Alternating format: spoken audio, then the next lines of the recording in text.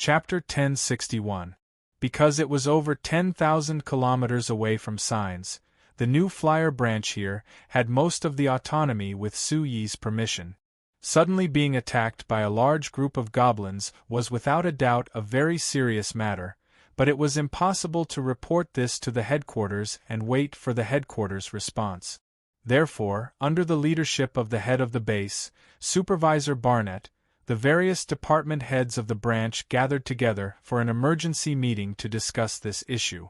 After a day of discussion, the branch decided on a preliminary plan.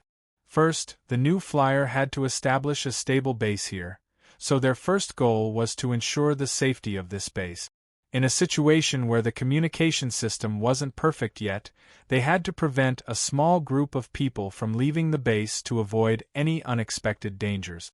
Currently, the new flyer guards sent by the headquarters had reached 6,000.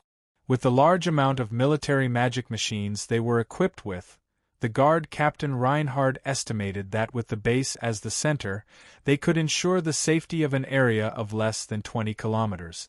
Second, while establishing the base, the branch also had to take on the task of investigating the situation of the Demon Cloud continent.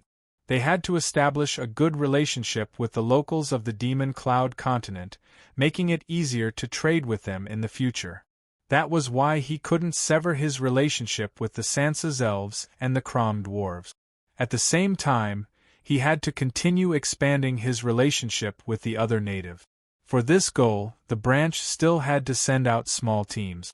But because of the goblin attack this time, the branch decided to send out small teams with magic airships in the future. Because based on the current situation of the Demon Cloud continent, the ones who could fight in the air were only the experts of the dragon race and a few other races.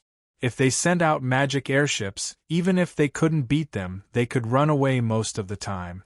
Of course, the branch only had a total of 20 magic airships. After deciding on this plan, the frequency of the branch sending out small teams would greatly decrease, and the speed of their exploration would be greatly affected. But Sir Chairman had always emphasized safety first, people first, so there was no doubt that the safest and most stable plan was the priority. Moreover, Manager Barnett had already sent a request for help to the headquarters on behalf of the Demon Cloud Continent branch. The first request was for more magic airship. Secondly, they hoped to obtain more communication equipment and personnel as reinforcement. Because the most serious problem exposed by this incident was the lack of communication, the branch could only be passive in dealing with many things. In addition to these two main strategic decisions, the higher-ups of the branch also discussed some other details and formulated corresponding regulations. Apart from that, Captain Reinhardt proposed a very bold idea. Before this, the new flyer's exploration party hadn't discovered any goblin tribes nearby. This proved that the goblins' influence hadn't spread here. But now, tens of thousands of goblins had suddenly appeared and surrounded the transport team. This proved that the goblins, who had ruled this continent according to the elves and halflings, had finally noticed the abnormality in this area and wanted to take action. Captain Reinhardt felt that since it was impossible to hide, he might as well take the initiative to attack instead of waiting for the goblins to find him. He might as well clean up the area around the base to ensure the safety of the surroundings. As for his proposal, Manager Barnett and the other higher-ups of the branch didn't agree.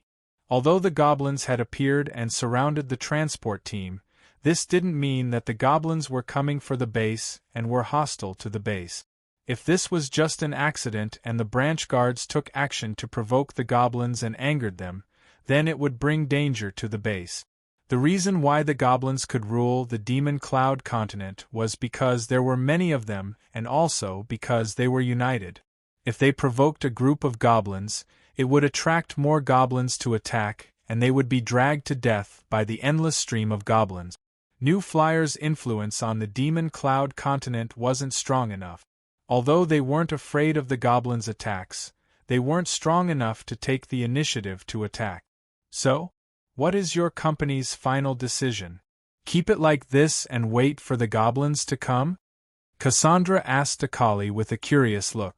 Akali gave a sigh and shook her head. No one can convince anyone, so it hasn't been decided yet. But one thing is certain, which is that no matter what, we have to build the road first. Road? Cassandra was surprised. She quickly thought about the meaning of this word before reacting. It's the very smooth road I saw on the signs, right? Right. Why do we have to build the road first? Because it's very convenient after the road is built. Akali replied without any hesitation. Let's not talk about anything else. If we go to the Sansa's elven tribe now, it will take us more than a day to get there. If we can build a road from here to the Sansa's tribe, we can change into large transport magic cars and make a round trip in less than 3 hours. Don't you think it's convenient? Is that so? Cassandra thought about the situation she saw on the signs before nodding like she didn't really understand. But don't you have to worry about the goblins attacking you when building the road? What's the difference? We don't have enough people right now, so we can only take it slow. Anyway, what we need to do right now is to build the road and the magic communication network bit by bit. The larger the area covered by these two things, the larger the area we can move around in. Akali thought about it before suddenly asking, Cassandra, do you think the goblins really can't negotiate with us? Actually, if the goblins are willing, our company can negotiate with them. Both sides can take what they want, which is good for them. I advise you not to think too much. Cassandra shook her head. The goblins are famous for not trusting other races, they don't even trust their own race. The reason why they are united is because they are in front of other races. But it isn't impossible for you to sit down and negotiate with them. It's very simple, just beat them into submission and make them feel that they can't conquer you at all. Then they will calmly communicate with you. For example, our dragon race, the goblins don't have any thoughts when they see us. Of course, our dragon race doesn't have any thoughts about those dirty and despicable goblins. Beat them into submission. Akali slightly knit her brows to think before suddenly revealing a smile. It doesn't seem that hard. Cassandra really wanted to refute Akali, but thinking of the powerful battle strength of the new Flyers' magic airships 2 days ago, she fell silent. Although Cassandra was certain that if she fought with a magic airship, she would have the upper hand without a doubt. But Akali had said that the new Flyers' magic airships could be made without stopping, so they could make as many as they wanted. And the number of dragons was limited, so they couldn't afford to lose a single one. Comparing it like this, the new Flyers' potential far surpassed their dragon race. Thinking of this, Cassandra's gaze looking at Akali had a subtle change. She was willing to come into contact with these humans before mainly because they could give her interesting things, like those colorful illusion films. However, after experiencing the new Flyers guards defeating over 10,000 goblins 2 days ago, Cassandra suddenly found that these humans weren't just more interesting than the dragons. Compared to the few weak humans on the Demon Cloud continent, the humans that came from the signs represented by Akali and the new Flyer were without a doubt countless times stronger. If the humans from the signs came to the Demon Cloud continent, would they rule the continent instead of the goblins? Cassandra estimated it in her heart and found that there was no doubt about the result. Just based on the powerful battle strength that the new Flyer had shown, it had already surpassed the goblins by countless levels. If they came in large amounts, the goblins wouldn't be able to stop them no matter how many of them there were.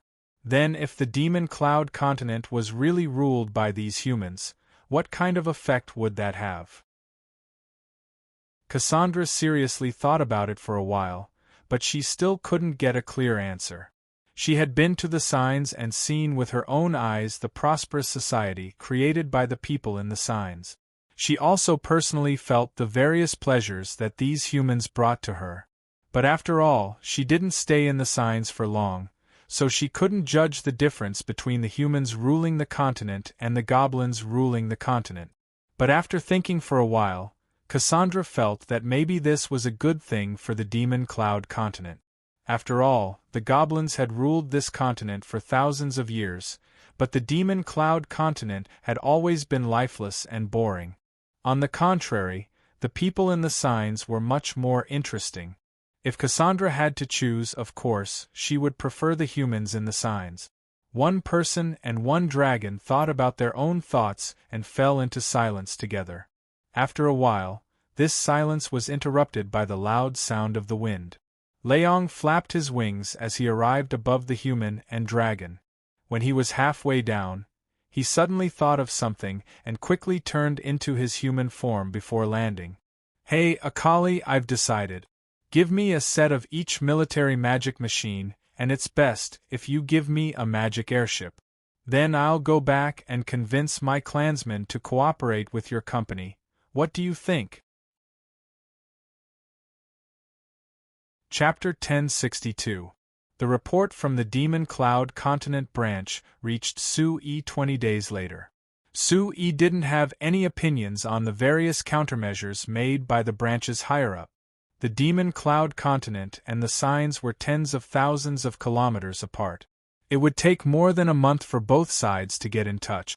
Even if Su-Yi changed the decisions made by the branch, it was already more than a month late and couldn't keep up with the changes in the situation. Therefore, unless there was an obvious and particularly serious mistake in the decisions of the branch, Su-Yi wouldn't interfere from tens of thousands of kilometers away. What's more, although the response made by the branch this time was slightly passive, they didn't know enough about the situation on the Demon Cloud continent, so it wasn't a problem to be cautious.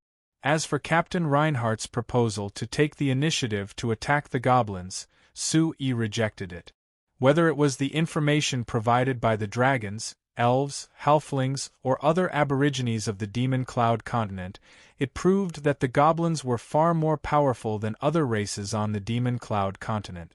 They were a very difficult enemy.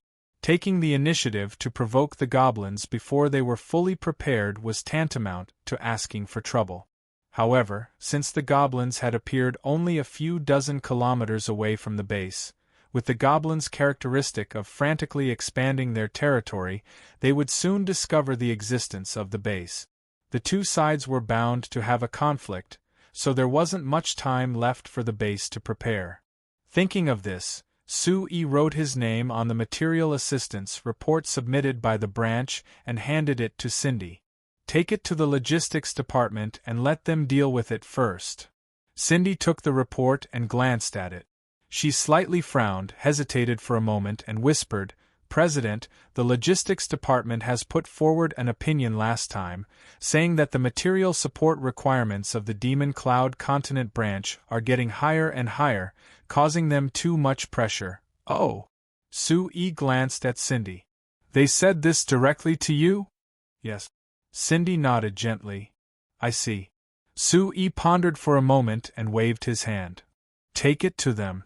By the way, tell them that the construction of the Demon Cloud Continent branch is for the long-term development of our Chamber of Commerce. Even if there is pressure, they must withstand it." "Yes." Seeing Cindy turn to leave, Su-Yi leaned back and also knit his brows, falling into deep thought. It was no wonder that the people in the logistics department felt the pressure was too great. Since the new flyer began to send people and materials to the Demon Cloud continent 2 years ago to build a branch base, the total value of the materials invested by the new flyer in this project was as high as 30 million gold coins. Compared to resources, what was more important was the various types of personnel. The other departments were fine. In order to ensure the smooth construction of the Demon Cloud continent base, the Frestek Chamber of Commerce had sent a total of 6,000 guards. Just the value of this squad of guards was already immeasurable. In addition to the various military magic machines and military resources that they were equipped with, the cost was even more astronomical. Moreover, because they sent 6,000 guards to the Devil Cloud continent, in order to make up for this gap, the signs had to retrain and equip a new batch of guards. In the past 6 months, the new flyer had invested more than 10 million gold coins in this project. Moreover, the fighting strength of the newly recruited guards was obviously not as good as the old guards that were sent out. Therefore, in fact, the armed forces of the new flyer in the signs had decreased a lot compared to before. However, the situation in the signs had not been stable recently. In addition, the new flyer had to continue to expand their sphere of influence, so they needed more powerful armed forces.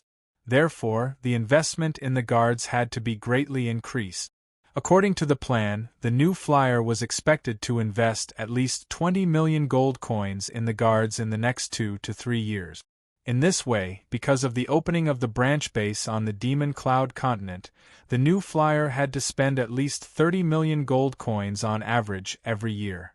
This naturally put a lot of pressure on the logistics department in charge of the Chamber of Commerce's logistics. This situation could only be alleviated after the branch base became self-sufficient and gradually produced some output.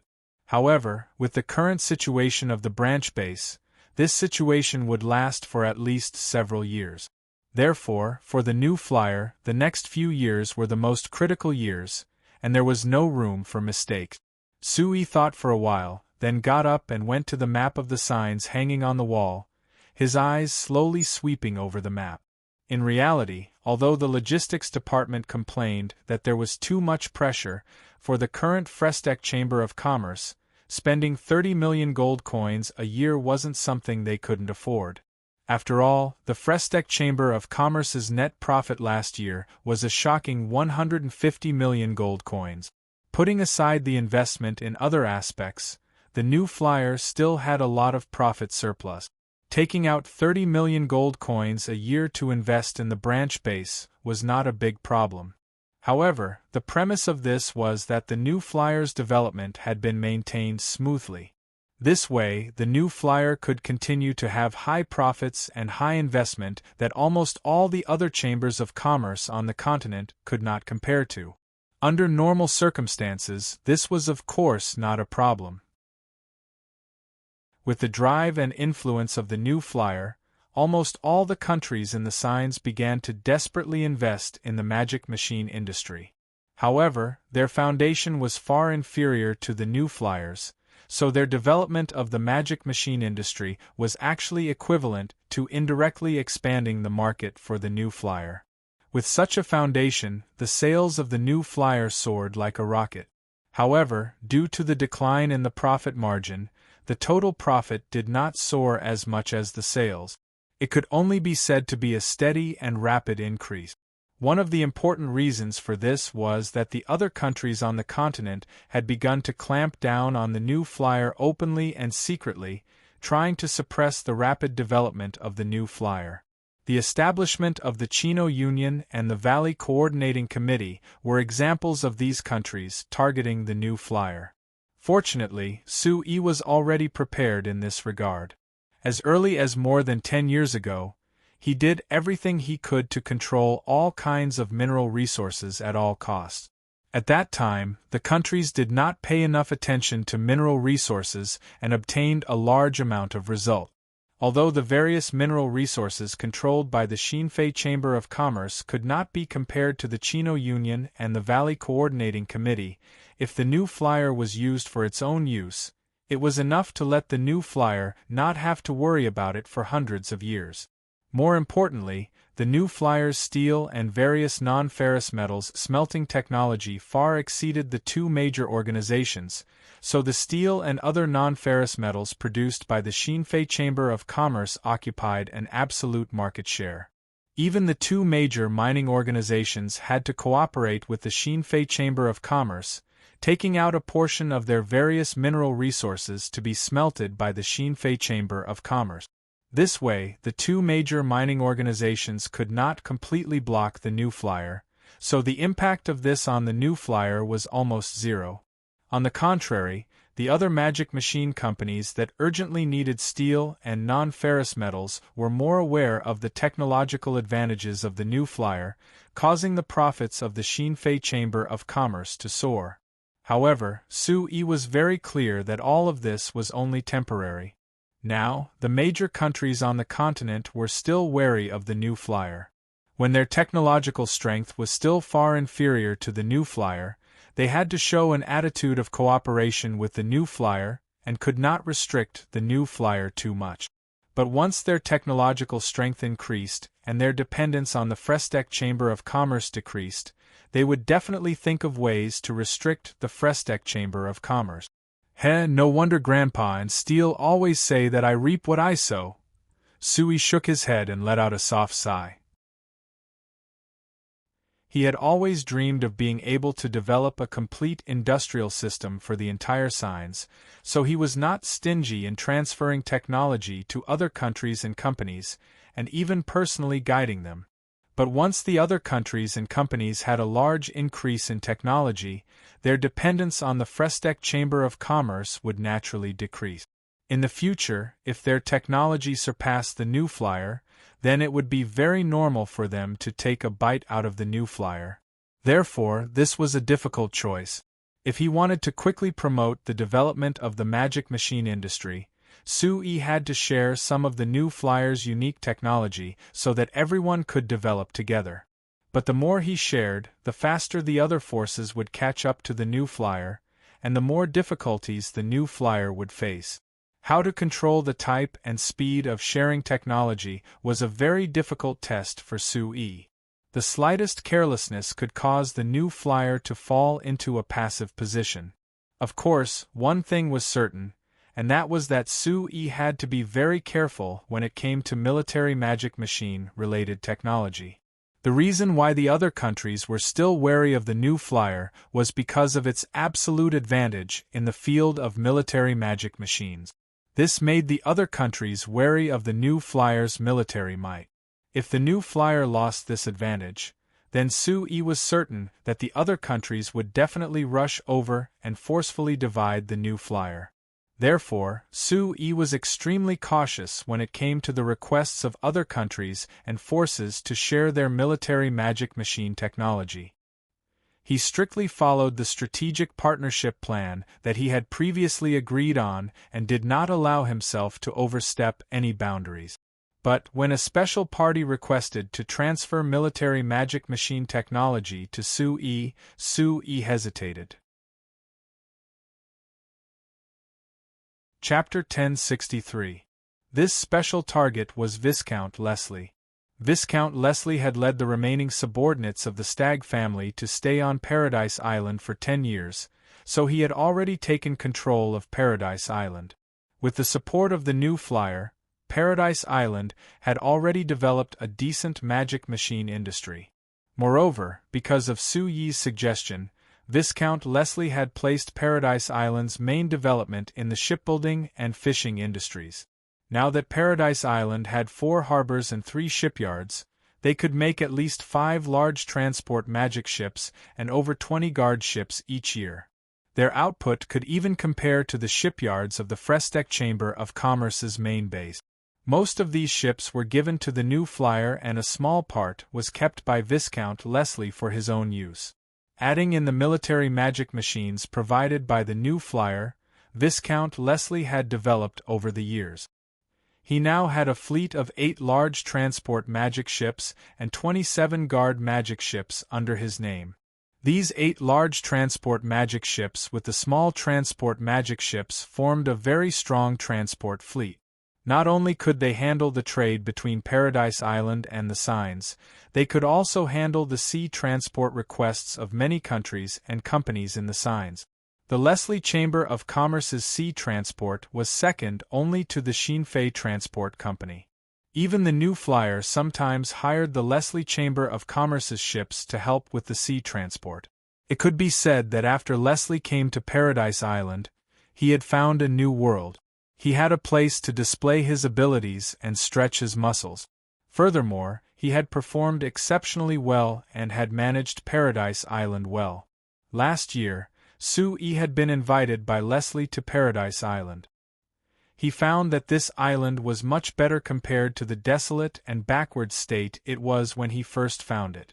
Although it was only an island with a total area of less than 20 square kilometers, Leslie had built a complete road network on the island.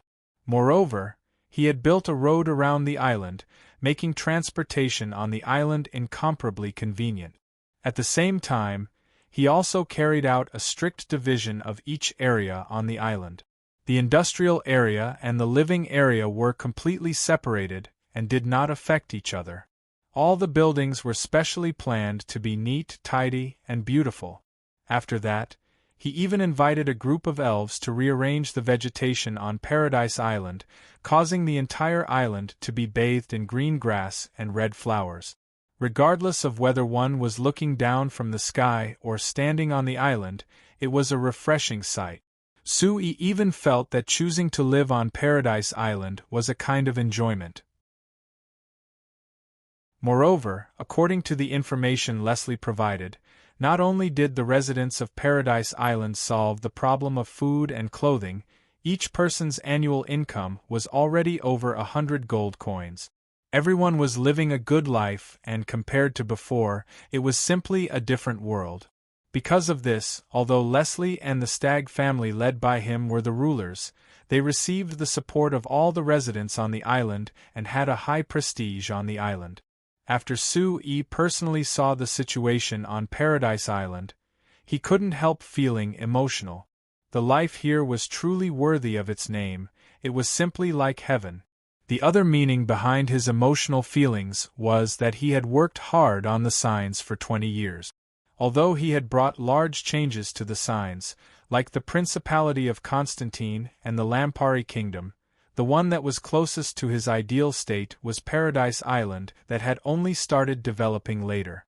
Of course, Paradise Island was small and had a small population. As long as he focused on developing an industry, it would be much easier to change it. Moreover, because Paradise Island was too small, it had limited space to develop and was very fragile. If they lost their advantage in the shipbuilding industry, Paradise Island would instantly return to its original state. Sui was clear on this, but Leslie was even more clear on this. So Leslie had always been looking for a way out for Paradise Island to develop. He had suddenly visited Sui last month and asked Sui to share some of the military magic machine technology with him because of this. Leslie wasn't willing to only work for New Flyer on the magic boats, so he wanted to build new magic boats and magic battleships on this basis. Sui approved of his idea, but as for whether he would support it or not, Sui was very hesitant.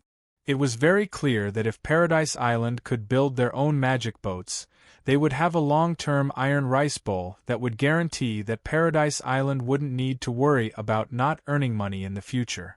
Moreover, the Frestec Chamber of Commerce would have an even stronger partner, allowing the Frestec Chamber of Commerce to obtain more magic ship. This would be of great help to developing the Demon Cloud continent and developing new continents in the future. But what Sui was worried about was that perhaps under Leslie's leadership, Paradise Island could maintain a close relationship with the Frestec Chamber of Commerce and cooperate with them happily, even continuing to cooperate with the Frestec Chamber of Commerce for a long time. But if the situation changed and there was friction between Paradise Island and the Frestec Chamber of Commerce, or even a direct conflict of interest, this current partner might become a powerful enemy.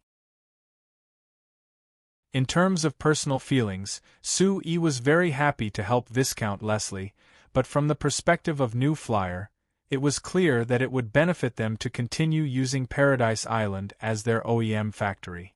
Thinking of this, Sui couldn't help revealing a bitter smile. As New Flyer gradually became stronger, there were more and more situations where he had to make a choice. In the beginning, he didn't have any scruples sticking to his original idea, continuing to share technology and promoting everyone's development. However, as New Flyer became bigger and bigger, it had already developed into a large company with close to 300,000 employees. Any decision he made would affect the fates of these 300,000 employees, so he couldn't be willful anymore. Is there a way to help Paradise Island develop better without harming the benefits of the Frestec Chamber of Commerce? Sui knit his brows and thought. Actually, if Leslie was willing to accept this and continued to be a partner of New Flyer, Helping New Flyer with various OEM projects, Paradise Island would be able to prosper for a long time. But Leslie was strong enough and his ambition wasn't small, so he definitely wouldn't accept this arrangement. Him making this request now was clearly aiming for an even bigger goal. He even directly told Sue that in order to fulfill this request, he was willing to open up all of Paradise Island's manpower and resources to New Flyer. It could be seen how determined he was. But how can a mere Paradise Island's resources compare to something as important as the military magic machine technology? Sue thought for a while and still felt troubled. If he agreed, it would be disadvantageous for New Flyer in the long run. But if he didn't agree, Leslie might have a grudge against him, which would still be disadvantageous for New Flyer. How to grasp the middle degree was a very difficult problem to grasp. Knock, knock, knock. A series of rhythmic knocks suddenly came from the door. "Cindy, come in." Sue didn't even turn his head as he called out. The door was pushed open and Cindy walked in. When she saw Sue staring at the map on the wall, she revealed a knowing smile. Mr. President would often stare at the map and ponder about important issues, so she wasn't surprised. "How is it? What did the guys from the logistics department say?" Sue suddenly asked.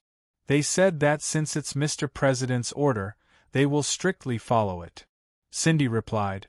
"They didn't say anything else?" "No." At least they know what's good for them. It's fine to complain, it's fine to give suggestions, but they have to do it. This is the iron law of New Flyer," Sue said with a smile.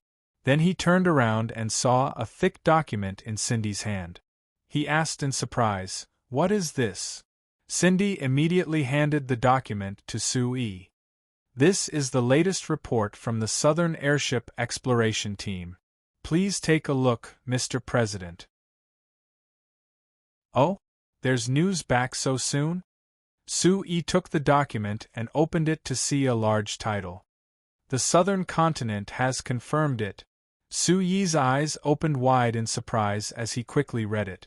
This so-called Southern Airship Exploration Team was one of the exploration teams that the Frestec Chamber of Commerce had sent to the Signs continent after confirming the existence of the Demon Cloud continent.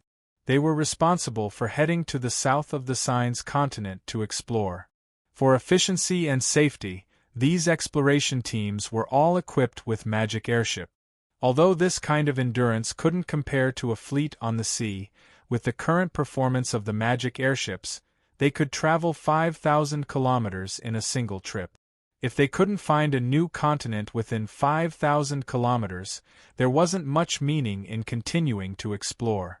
This was because the New Flyer didn't have the financial resources and manpower to explore another continent for now. What Sue didn't expect was that in less than 2 months after the exploration team was sent out, there was already clear news that came back. Moreover, the first piece of news was such an important piece of news. In this report, the exploration team described in detail the situation of their exploration to the south. In the first month, they followed Sue's arrangements and went around the southern seas of the Signs, expanding their exploration range as much as possible. However, they only found endless seawater in a month, as well as islands dotting the surface of the sea. Although some of the islands were very large, they were still far from being a whole new continent. At the beginning of the second month, they finally found a continent that they couldn't see the end of on the sea 3,000 kilometers away from the Signs. After a week of exploration, they were certain that this continent was a real continent and not an island that was rather large. This was because they had been flying along the coast of the continent for close to a week, but they still hadn't seen the other side of the continent. After confirming this point, the exploration team immediately wrote an advance report on the results of their observations and sent it back to them. Following this, they would continue to explore the continent and confirm more detailed information. Sue noticed a sentence in the report. "I don't know why, but this continent is very hot, it's just like summer. After we got off the magic airship, everyone was forced to wear a single layer of clothing. If it's already this hot in winter, it's hard to imagine how hot it will be in summer. It might not be suitable for humans to live here. Seeing this, Sui couldn't help smiling. The continent to the south didn't have winter, rather it was summer. The reason why the Signs continent was already in winter and the weather was cold while the other continent was hot was very simple. It was because that continent was on the other side of the equator, so the season was completely different from the Signs continent to the north of the equator. On the last page of the report, there was a simple map that the exploration team had sent back. Sui looked over the map and revealed a smile. "All right, I've found the solution." Chapter 1064. The werewolf Ultraman stood in the middle of the crowd, trying his best to straighten his hunched back. He looked straight ahead, trying his best not to look left and right, and put on a spirited look. His companions standing around him were also in the same posture. However, compared to Ultraman, the other werewolves were much thinner and weaker. Naturally, they didn't look as mighty as Ultraman. Because of this, Ultraman was very confident in himself. He would definitely be selected by the new Flyer Guards and become the new Flyers Guard that all of his tribesmen were envious of. "Hey, that guy over there, what are you laughing at? Be serious!" A roar suddenly came from the right, startling Ultraman so much that he quickly hid the smile on his face and tried his best to put on a serious expression. However, the werewolves' facial muscles weren't as rich as humans, so they naturally couldn't make too many expressions. When he straightened his face, he did look a little funny. But fortunately, the werewolf in the uniform of the new Flyer Guards who roared didn't pay much attention to them. Instead, he continued to sweep his gaze across the crowd of orcs below the stage and shook his head in dissatisfaction. "What's wrong, Tiger? Is there a problem, Tiger?" The human manager of the Frestek Chamber of Commerce's Human Guard Department, young Miss Caramonton, looked at him with a doubtful gaze. The third captain of the Frestek Chamber of Commerce's Beastmen Guards, the third captain of the Frestek Chamber of Commerce's Guard Department, looked at him with a doubtful gaze. "These guys are too skinny. I can't see many orc warriors that I'm satisfied with," Tiger snorted coldly. "I really wonder if these guys have been living comfortably for too long. They've even forgotten the most basic thing about themselves. They're a disgrace to us orcs." Miss Caramonton swept her gaze across the orcs below the stage. Their faces were ferocious, and their arms were thicker than her thighs. If it weren't for the fact that she had worked in the New Flyer for a long time and came into contact with all kinds of orcs, she would have been scared witless the moment she saw them. And yet, Tiger was still so dissatisfied. Just how high were the orcs' requirements for their bodies? "It's not bad." Miss Caramonton forced a smile. "In any case, most of the time, our Chamber of Commerce's guards won't be allowed to engage in close combat with the enemy. It's fine as long as their physique is stronger than that of ordinary humans." "Yeah, you're right." Tiger nodded. "I just couldn't help but sigh. Back then, our Beastmen warriors were all extremely strong. Any one of them could take down more than 10 of these fellows. Now that I see how weak they are, I really feel heartbroken." Miss Caramonton glanced at Tiger and found that she could not see any special expression from this Tigerman's face, so she could only give up.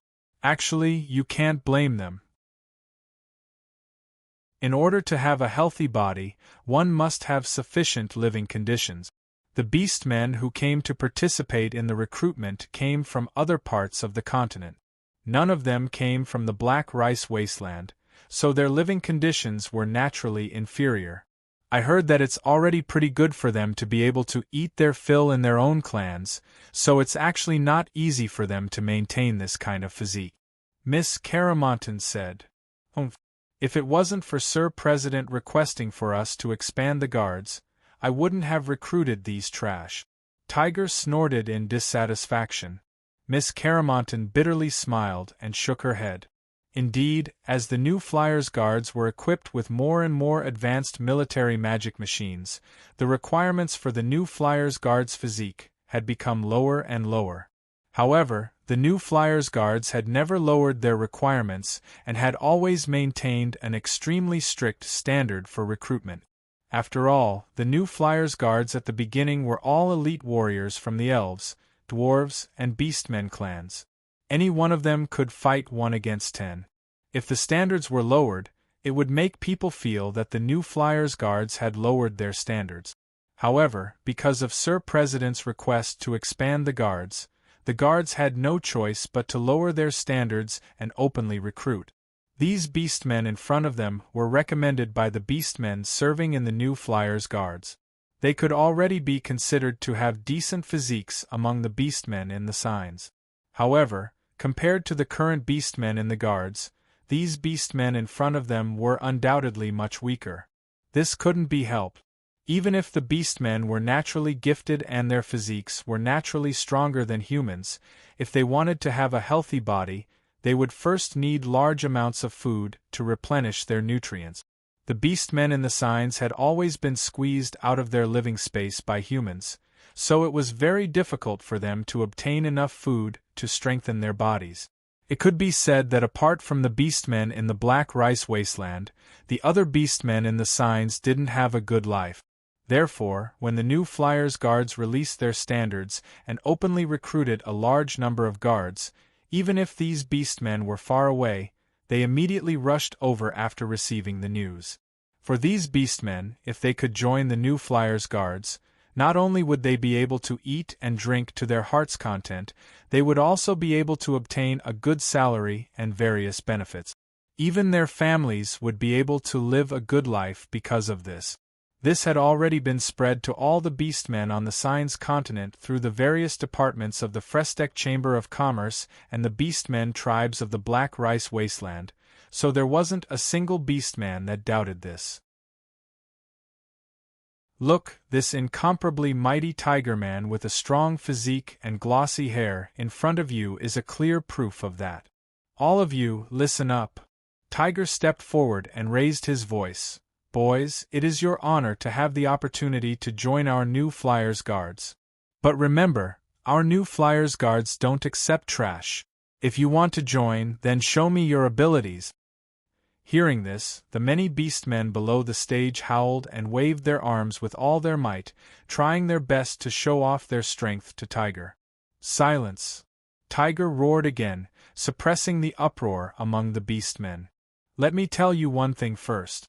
Our new Flyers Guards are very particular about discipline. If you don't listen, then even if you come in, you might be kicked out at any time. Do you understand? The Beastmen below the stage looked at each other and quickly quieted down. Very good. Tiger nodded in satisfaction. Then listen up. We will now begin the test. The first test is, an intelligence test. Ah! The Beastmen below the stage were all dumbfounded. Intelligence test? What a joke. Wasn't the new Flyers Guards mainly responsible for fighting? Didn't they just need to be strong enough and have good martial arts? What was an intelligence test? To be able to come here, could it be that there would still be a retard? Sensing the puzzled gazes of the Beastmen below the stage, Tiger coughed again and waved his hand, saying, Listen up. Now listen to the arrangements and enter the examination room in batches. Remember, the most important thing for our guards is discipline. Discipline. Do you understand? Even if it's during the exam, you must always keep this in mind. Listen up. The Beastmen looked at each other.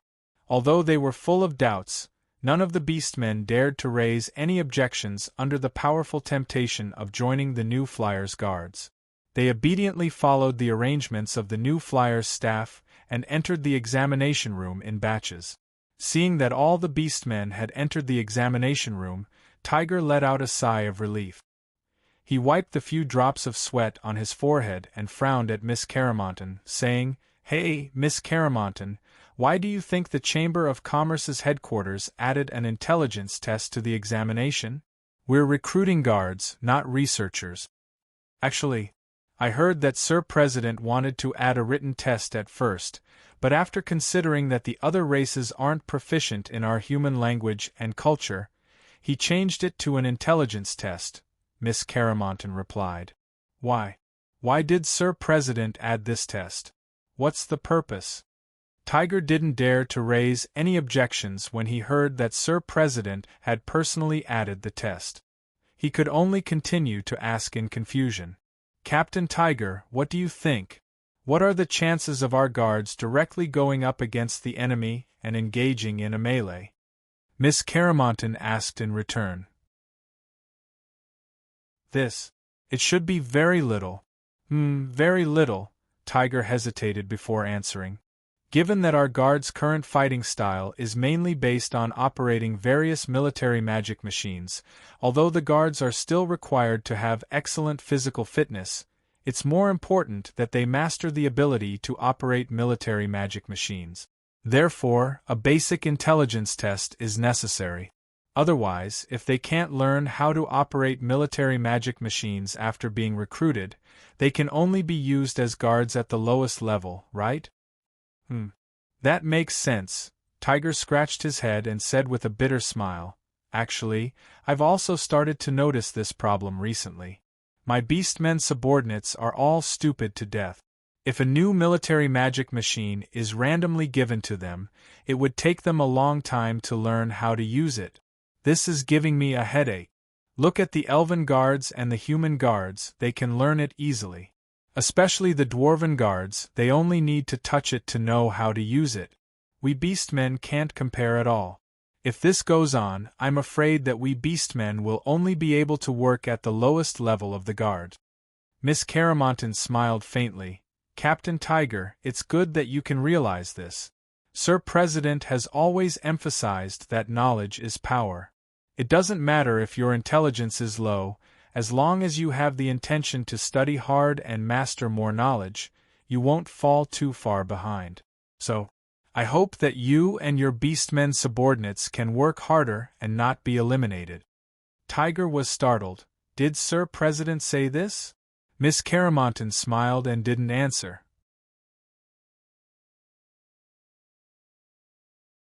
Chapter 1065. The new flyers' open recruitment this time was the third time in 3 months since the start of year 3802 of the continental calendar. In the first 2 open recruitment, the new flyers guards had recruited a total of 2,739 people, which could be considered a strong addition.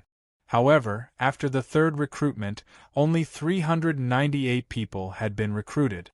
Compared to the first 2 recruitment, the number of people recruited in the third recruitment was undoubtedly much lower. There were many reasons for this result, but in the eyes of many people, the most important reason was that the third recruitment had an additional test compared to the first 2. That was an intelligence test.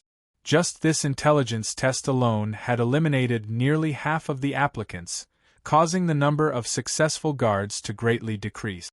Countless people were very puzzled by this test, and the results of this test were equally puzzled. The intelligence test was indeed a very strange thing, but it was only a simple intelligence test, yet it caused the number of successful guards to drop to such an exaggerated degree. It was somewhat unreasonable. Actually, the reason is very simple. The reason why we only recruited so few people is because most of the qualified guards were already recruited in the first 2 recruitment attempts. Sue waved the Frestec Chamber of Commerce's guard recruitment report in his hand. His expression wasn't as serious as the guard Captain Hart's. "But Sir President, very few people have come to apply for the past few recruitment attempts. The total number of people who applied for the third recruitment attempt is less than 5,000. Our new flyers guards aren't that unattractive, right?" Hart was puzzled. "But humans only make up a small portion of the applicants. There are less than 1,000 of them in total. This is too strange. You have to understand one thing. It's not that our Chamber of Commerce's guards aren't attractive enough, but that our requirements are too high." Sue shook his head. "Tell me the truth, how many people do you think can meet your requirements?" That really isn't much. Hart gave a bitter laugh as he looked at Sue with a strange gaze. But Sir President, it's all because your requirements are too high. Otherwise, I feel that with our conditions, we would have no problem recruiting 10 times more people. And then? What's the use of recruiting a bunch of people who can't do anything? Sue asked back. To tell you the truth, I'm also very dissatisfied with the guards you've recruited. If it weren't for the fact that I'm in a hurry to use them, I would have eliminated another batch of them. The bitter smile on Hart's face deepened. Sir President, let alone you, even I can't wait to throw a lot of people out.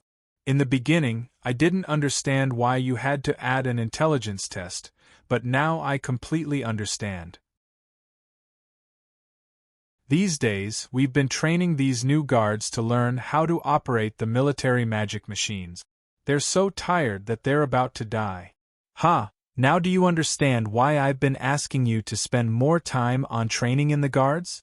Let me tell you, there will be more and more kinds of military magic machines developed by the company, and they will be more and more complicated to operate. If you don't take this time to learn, you might not be able to use the good things given to you in the future. Although Sue had a smile, his voice was very serious. Hart nodded slowly and hummed in agreement. I understand. Sir President, I'm Sir President S's sir. So, I want to make a request of you. What? You want me to send a few researchers to the guards? Sue looked at him and asked. Hart was stunned. Sir President, how did you know? Did anyone mention it to you? No. It's just that according to my deduction, you should be making this request.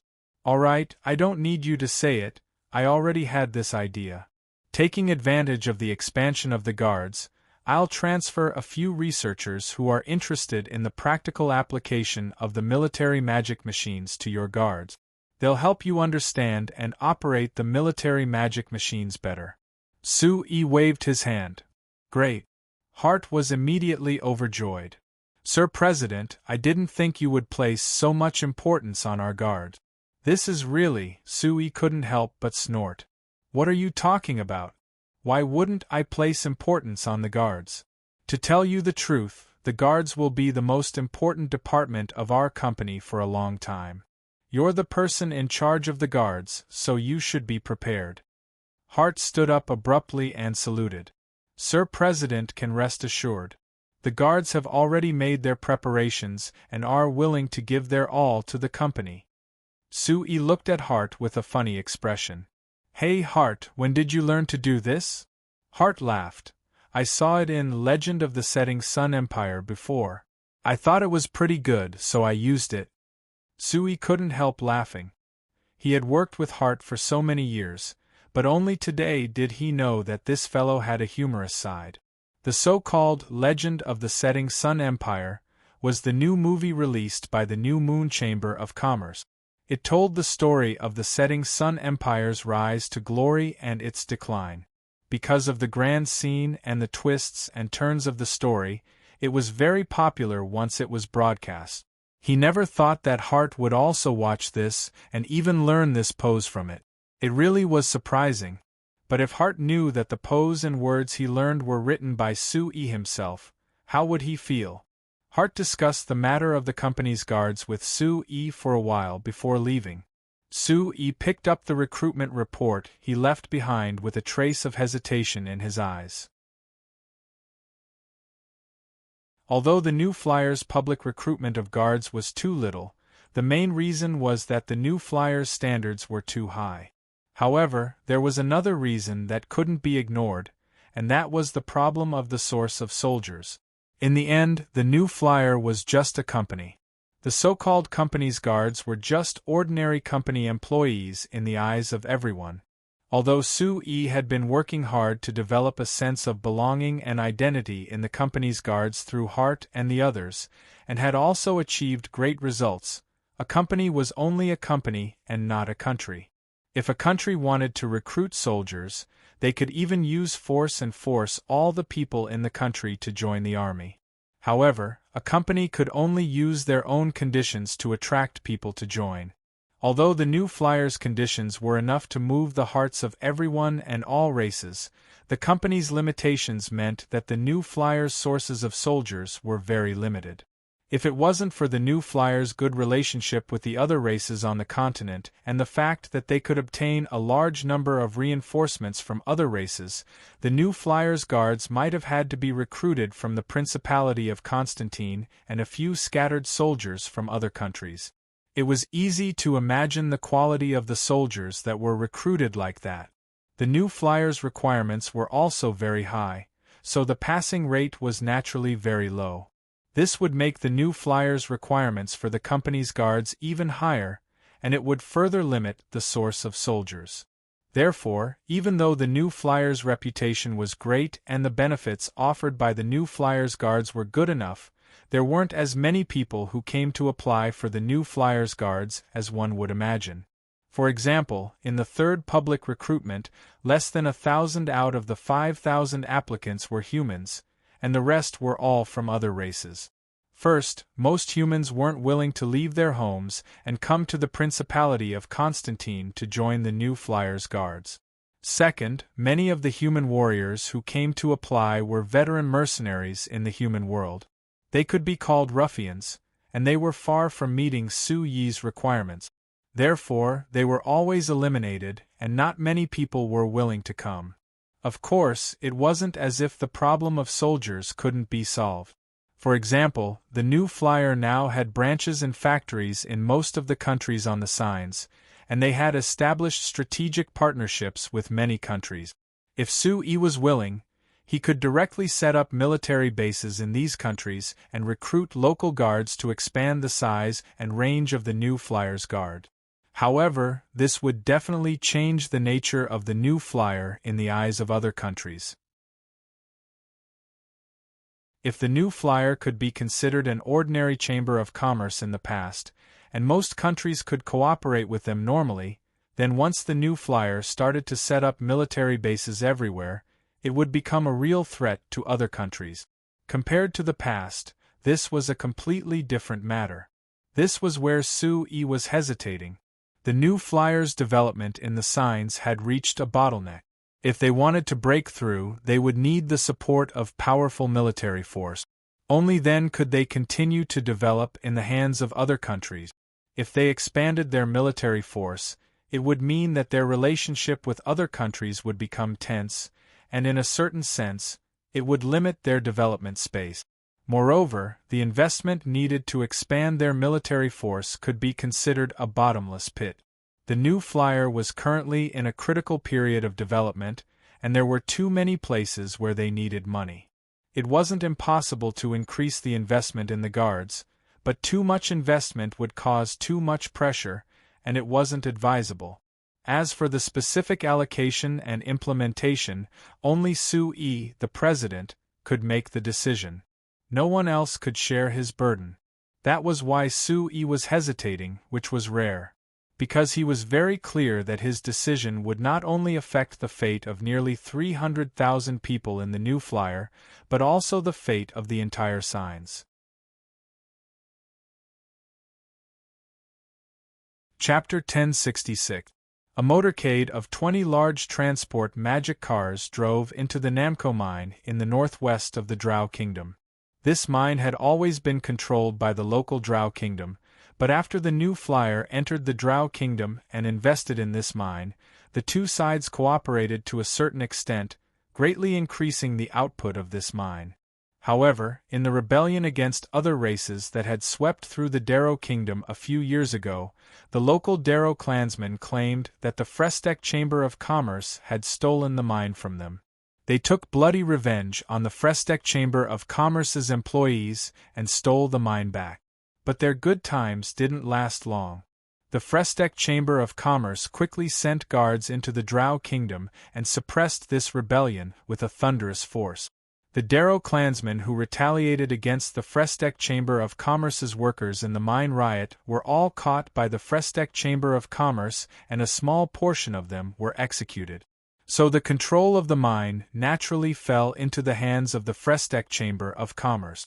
Now that several years had passed, this mine had made great progress under the operation of the new flyer.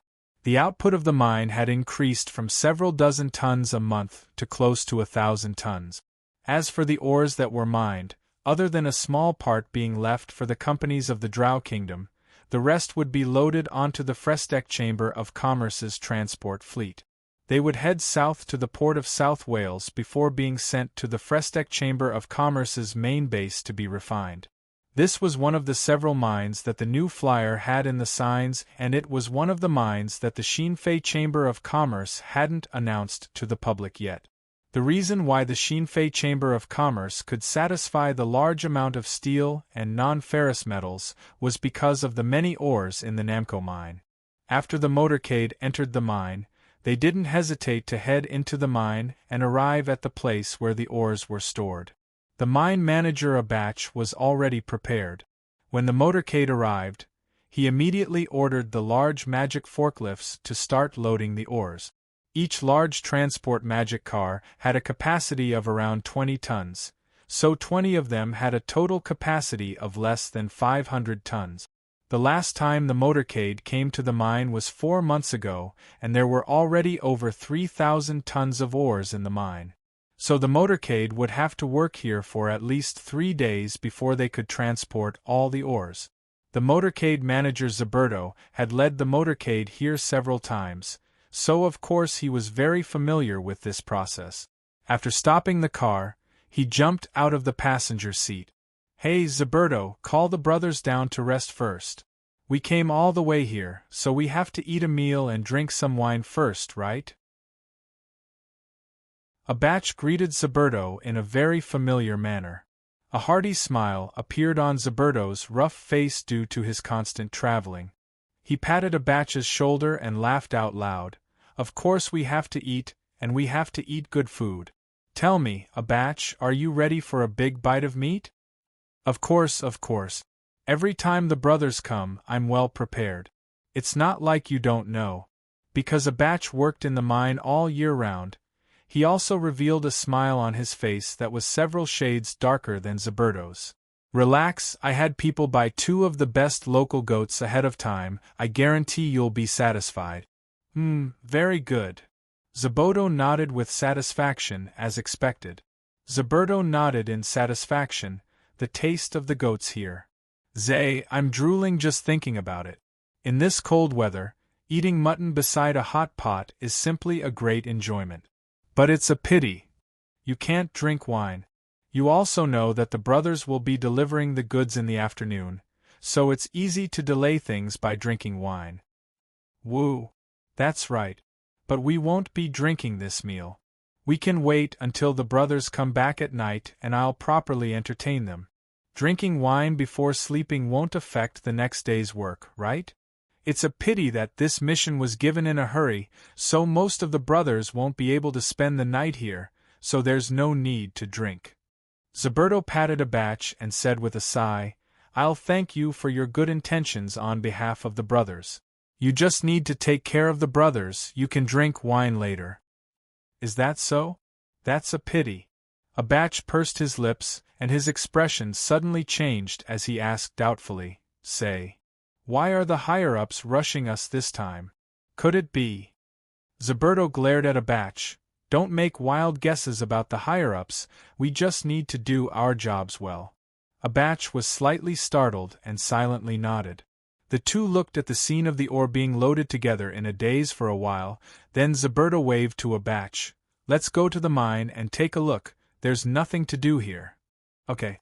Abach knew that in addition to being responsible for the ore transport, Zaberto also had the responsibility of patrolling the mines. Every time he went to a mine, he would investigate the specific operations of the mines and then report it. He could be considered a prosecutor sent by the higher-ups of the Chamber of Commerce. It was precisely because of this that he worked hard to establish a good relationship with Zaberto. Otherwise, he wouldn't have to curry favor with a mere transport team captain. The two went to the back of the mine and walked around. Zaberto only looked around and occasionally asked a few questions, but didn't say much. But seeing that he didn't say anything after turning around, Abach was relieved. No special response meant that the results of the inspection were good, or at least there were no problems. This meant that the higher-ups of the Chamber of Commerce were satisfied with the results of the work, which meant that Abacha's evaluation would be improved, which would help him get promoted and leave this damned place. After the two finished inspecting the mine, they chatted and laughed as they prepared to return to the residential area of the mine. Abach had already prepared a sumptuous lunch to entertain Zberto and his colleagues. But halfway there, they suddenly heard an unusually loud noise coming from outside the mine. It sounded like a lot of people were rushing over. Abach's expression suddenly changed. Zberto looked in the direction of the noise and then looked at Abach's strange expression. "What's going on?" Abach forced a smile and waved his hand. "No, it's nothing big." Zberto's expression sank and he frowned. "Abach, don't blame me for not reminding you. The higher-ups of the Chamber of Commerce have never been afraid of something happening, but they are especially afraid of hiding something. I advise you not to try to hide it. I can see that this is not a small matter." Abach's expression changed a few times, and he could only sigh in the end. "I know. Sigh, it's actually not a big deal. It's just some troublemakers." Troublemakers? Zberto was even more surprised. Where did these troublemakers come from? Abach pointed at the gate of the mine. "You'll understand when you see it." Puzzled, Zberto followed Abach to the gate of the mine. When he looked outside, he was immediately shocked. Like most mines, Namco Mine was located in the wilderness, and there weren't many people around. But now, there was a crowd outside the gate of the mine. At a glance, there were at least 1,000 people. There were only 50 local guards in charge of the safety of the mine. Although they had the magic repeating crossbows from the Frestec Chamber of Commerce in their hands, in front of a crowd of close to 1,000 people, they were very weak. Zberto looked around and found that this large group of people was clearly organized and had come with a purpose. There were several banners in the crowd. After seeing what was written on the banners, Zberto's expression became strange. "Namco Mine belongs to the Darrow clan. Outsiders, get out! New flyer, get out of Namco Mine. Give us back our peace. We swear to protect our home." Abach, where did this group of people come from? Zberto pointed at the crowd and asked. Abach spread out his hands and sighed. "I don't know. Since last month, there were only a few dozen people who came and shouted that we should return the mine to them. Later, more and more people came, and then you see. Finally, there are so many people." "That's not right." Zberto frowned and said in confusion, "Didn't these people learn their lesson from the last riot? Didn't they see what happened to the Darrow clansmen who participated in the riot? They still dare to do this. Aren't they afraid of angering our Chamber of Commerce?" Abach smiled bitterly. "The problem is that they have only been protesting and haven't done anything. We don't have a reason to attack them like last time." "Then just drive them away. Do you want them to stay here and be a hindrance? You have to be able to drive them away first." Abach smiled bitterly. "It's not the first time they've caused trouble here. There were 2 times when I couldn't take it anymore and asked the Chamber of Commerce's guards stationed near Darrow City to help drive them away. But as soon as we drove them away, they came back again. I can't keep the guards here to help drive them away, can I? What are the mine's guards doing? Why are they in a daze?" Zberto asked. "These hired guards are all locals. Besides, there are too few of them. How can we count on them?" Abach said helplessly. Zberto glanced at the mine's guards blocking the entrance and found that they were all in a daze. They didn't seem to have any intention of driving the crowd away. He knew that Abach was right. These hired guards could not be counted on. "Then didn't you talk to these people? What do they want?" "I did, but it was useless." Abach shook his head and sighed. "These people want the mine. They want us to give it to them. How can I agree? Can you give them some money to send them away? That won't work. They won't accept negotiations." Zberto frowned deeply. He looked at the crowd at the entrance of the mine that was shouting slogans but didn't do anything drastic. He knew what was going on. It was obvious that this group of people was organized by someone behind the scenes, and they were specifically targeting this mine. Even the person behind them was targeting the new flyer. How did you drive them away before? I mean, why didn't you ask the guards to make a move? Zberto asked. There was no other way, we could only wait for them to disperse when they were tired. Abach replied with a bitter smile.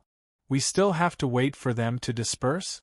Zberto looked back and saw that there were several large transport magic cars filled with ores behind the gate. Because the gate was blocked by these people, they were forced to stop behind the gate. No, this will delay things too much. Zberto furrowed his brows and prepared to make contact with that group of people and try to negotiate. But when he took a step, there was a sound that was clearly the sound of a crossbow arrow.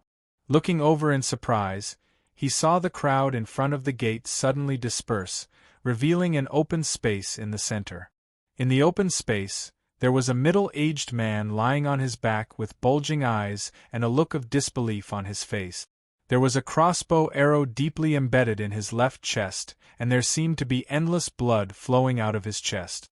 It instantly dyed the ground under him a dazzling red. The crowd, which had been unusually noisy just now, instantly fell into a dead silence.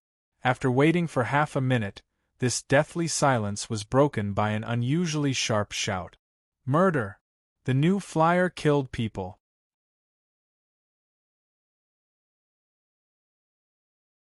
Chapter 1067.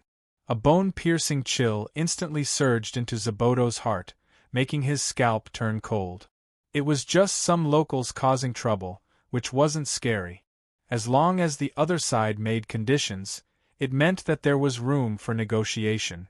However, once a dead person appeared, the nature of the matter would be completely different. The Darrow clan had always been united and xenophobic, but now they had actually killed someone at this time. Moreover, the weapon used was clearly the magic repeating crossbow in the hands of the mine guard. This meant that the Frestek Chamber of Commerce had killed first. There was no need to guess how the Darrow tribe would react in this situation. Sure enough, as soon as the scream came out, the crowd, which was still deathly silent, instantly boiled over. Countless people, who had maintained a somewhat restrained expression, were now completely replaced by anger. Kill these bastards from the other races! Kill them all! Kill! The crowd that had been blinded by blood had lost all rationality. Although the 50 guards were still holding the magic crossbows at the entrance, they didn't dare to continue firing.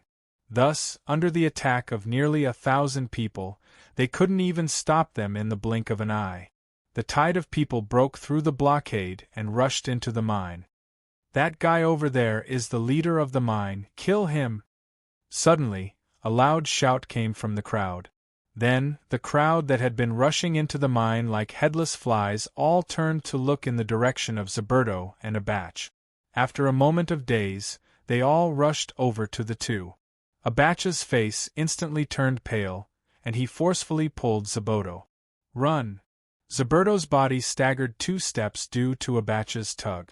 After calming himself down, he shook off Abach's hand and shouted, "You are the person in charge of the mine, how can you run away at this time?" Abach looked at Zberto in shock and anxiously said, "Do you want to reason with these lunatics? Run first. At worst, we can let the guards take back the mine later. Run. It will be too late if you don't leave now." Zberto angrily shook off Abach's hand again. As a member of the Chamber of Commerce, running now is abandoning the trust the Chamber of Commerce has in us. After saying that, Zberto ignored Abach's shouts and walked towards the crowd that was rushing over. As he walked, he raised his hands and shouted, "Everyone, please calm down. I am." Whoosh! A few crossbow bolts came out of nowhere, and one of them pierced through Zberto's neck, instantly stopping him from speaking. Zberto touched his neck in shock and fell to the ground with a thud. ####. The winter of year 3802 of the continental calendar hadn't completely passed yet, but a shocking piece of news had already spread throughout the signs, causing the entire continent to feel even colder. In the middle of March, the Frestec Chamber of Commerce's mine in the northwest of the Drow Kingdom suddenly had a conflict between the local Drow Kingdom and the Frestec Chamber of Commerce's mine. This was no ordinary conflict. In this conflict, 3 of the Darrow tribesmen died, 10 were seriously injured, and over 100 were lightly injured. It could be said that the consequences were extremely serious. However, compared to the losses of New Flyer, the losses of the Darrow tribesmen were nothing. In the conflict, the mine in New Flyer was completely occupied by the rioting Darrow tribesmen. Almost all of the equipment in the mine was damaged to varying degrees, causing direct and indirect economic losses of at least tens of thousands of gold coins. But compared to the economic losses, the truly serious losses were in terms of personnel. In the conflict, the New Flyer employees in the mine were directly attacked by the rioting Darrow tribesmen. In the end, more than 10 New Flyer employees were killed on the spot, while the remaining 40 or so New Flyer employees suffered varying degrees of injuries and their whereabouts were unknown. Among these casualties, the most serious one was the captain of the transportation team sent by New Flyer to the Duchy of Wales and the surrounding countries. He was also responsible for the inspection and communication of the major mines in New Flyer. He was also directly killed in the conflict. This was the highest level personnel of New Flyer to die in this conflict, and also the highest level personnel to die in an accident in the 20 years since the establishment of New Flyer. As soon as the incident happened, New Flyer immediately issued a public statement, strongly condemning the atrocities of the Darrow tribesmen and giving a serious warning to the Darrow Kingdom. At the same time, the guards of New Flyer stationed near the capital of the Darrow Kingdom immediately set off to the site of the incident to deal with the aftermath. At the same time, they tried to rescue the 40 or so New Flyer employees who had lost contact. After the news was announced by New Flyer, almost everyone's first reaction was that the Darrow Kingdom was doomed this time. In the riot of the Darrow Kingdom a few years ago, because New Flyer suffered heavy losses, New Flyer unceremoniously sent out guards and obtained a certain degree of control over the Darrow Kingdom in one fell swoop. Now that something like this had happened in the Drow Kingdom, it was simply another good excuse for the Frestec Chamber of Commerce. It allowed the Frestec Chamber of Commerce to strengthen their control over the Drow Kingdom. As long as New Flyer was willing, they might even destroy the Darrow Kingdom. With the powerful combat strength of the New Flyer guards, no one doubted that they could do this. However, what happened next greatly exceeded everyone's expectations. After New Flyer announced this incident to the public and gave a warning to the Darrow Kingdom, the Candla Empire suddenly issued a statement through the official newspaper. In this statement, the Candla Empire stated that in the bloody conflict at the Namkuo mine, it was not the Darrow tribesmen who started it, but the New Flyer mine guards who shot one of the people involved in the conflict, which caused the crowd to riot. In fact, New Flyer should bear the main responsibility for this incident. Moreover, the person who was shot first was not a local Darrow tribesman, but a Kandra tribesman. When the Candla Empire's statement came out, it immediately caused a wave of shock. People were not shocked by the Candla Empire's announcement of the so-called truth of the conflict, but by why the Candla Empire would make such a statement. Although this bloody conflict was serious, before this, it was only a matter between the New Flyer and the Darrow Kingdom. With the New Flyer's current strength, as well as what happened when the Darrow Kingdom rioted, no one thought that the Darrow Kingdom would be able to resist the pressure of the New Flyer. In the end, they could only lower their heads and let the New Flyer deal with this matter. But now, the Candla Empire suddenly jumped out and stated that the first person who was shot was someone from the Candla Empire. What did this mean? Could it be the Candla Empire really wanted to get involved in this matter, and even go against the New Flyer? If this matter was only a matter between the New Flyer and the Darrow Kingdom, then it didn't matter which side made the first move. In any case, the Darrow Kingdom couldn't resist the New Flyer. But if that person was a Kandra tribesman, and it was the New Flyer who shot him first, then it gave the Kanla Empire a good excuse to get involved in this matter. Moreover, the Kanla Empire unexpectedly chose to get involved, which really surprised everyone. Logically speaking, there was nothing wrong with the Kanla Empire's actions. Someone from the Kanla Empire was killed by a guard of a chamber of commerce in another country, so as the motherland, of course they should stand up for this person and find out the truth. But in fact, the Kanla Empire had been working closely with the New Flyer in recent years, and the relationship between the two sides was like glue. The Kanla Empire had also made many concessions in front of the New Flyer, so in everyone's opinion, even if the first person to be killed was a Kandra tribesman, the Kanla Empire shouldn't get involved. Even if the Kanla Empire had something to say about this, they would at most discuss it with the New Flyer in private, and both sides would secretly reach an agreement to have the New Flyer compensate for this matter. But now, the Kanla Empire had exposed this matter in public and even accused the New Flyer of maliciously fabricating the truth. This wasn't giving the New Flyer any face. Could it be that there was a crack in the cooperation between the Kanla Empire and the New Flyer? On the 2nd of April, half a month after the bloody incident at the Namco mine, the Kanla Empire announced to the public that they would send an investigation team to the Dror Kingdom to investigate the details of this bloody incident. The day before, the New Flyer's guards stationed in the Dror Kingdom's capital, Dror City, had sent a small team of 500 people to the Namco mine to investigate this incident and try to take back the mine that had fallen under the control of the Dror tribesmen. At the same time, the Dror Kingdom's officials announced that they were willing to cooperate with the New Flyer and the Kanla Empire to investigate this incident in detail. The Dror Kingdom's officials said that they were willing to help the New Flyer find out the truth of this incident and do their best to ensure the safety of the New Flyer's employees. But if the results of the investigation showed that the New Flyer was in fact the wrong party like the Kanla Empire said, then the Dror Kingdom would raise a serious protest to the New Flyer to seek justice for the local Dror tribesmen. The Dror Kingdom's official statement also aroused all kinds of doubts in the outside world. Since the Drow Kingdom rebelled several years ago and the Frestek Chamber of Commerce suppressed it, although the Drow Kingdom didn't perish, it had been suppressed by the Frestek Chamber of Commerce. They hadn't made a single sound in the past few years. But now, at this important juncture, the Dror Kingdom's officials suddenly jumped out and claimed that they wanted the New Flyer to seek justice for the Dror tribesmen, who gave them the guts. Was it the Kanla Empire? With this doubt, the eyes of the entire signs instantly focused on the small Namco mine.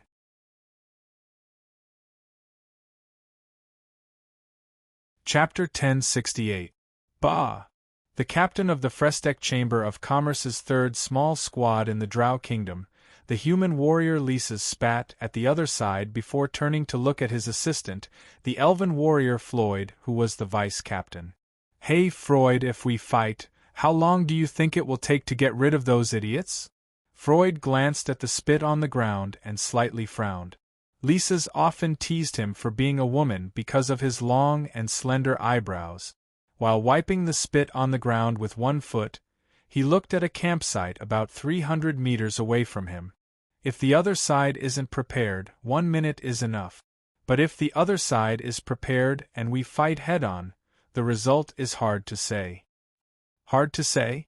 Lises suddenly raised his voice, pointed at the opposite camp, and shouted at the top of his voice, "What the F***ck is so hard to talk about?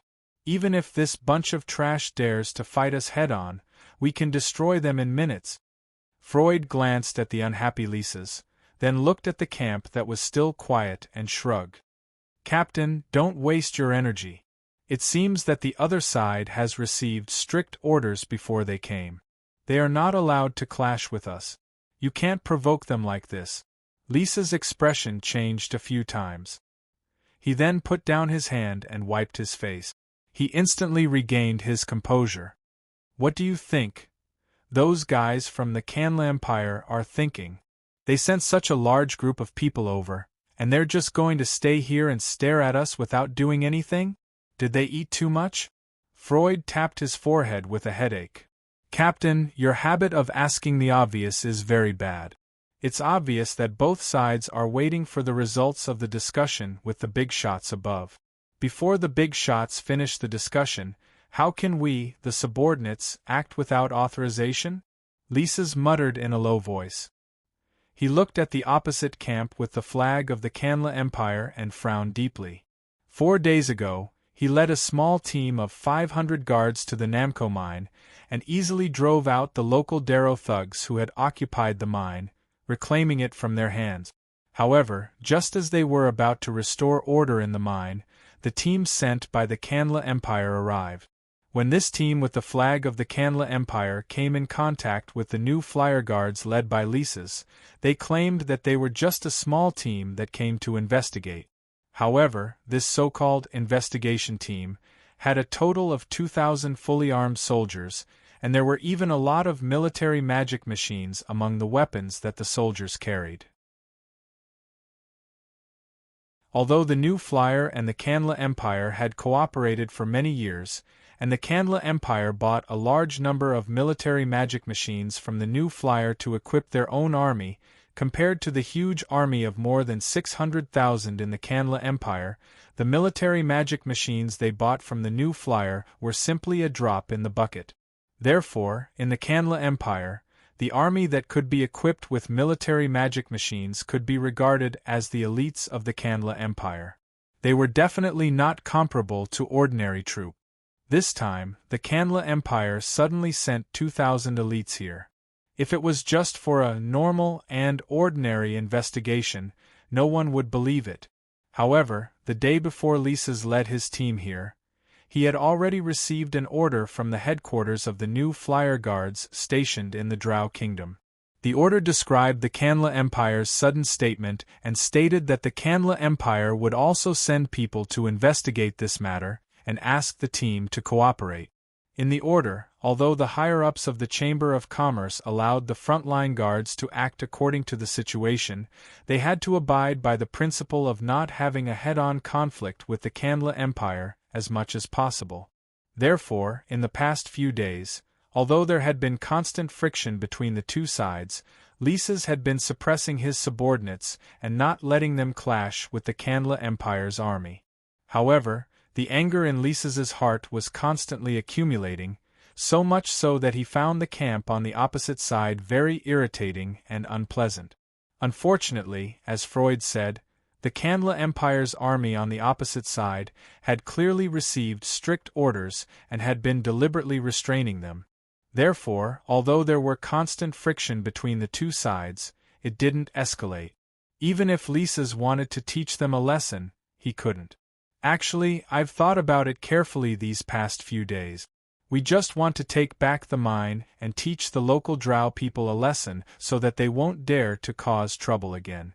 But what are these guys from the Canla Empire trying to do? Why are they suddenly getting involved? Lises suddenly asked with a puzzled expression. I don't know. Freud sighed softly.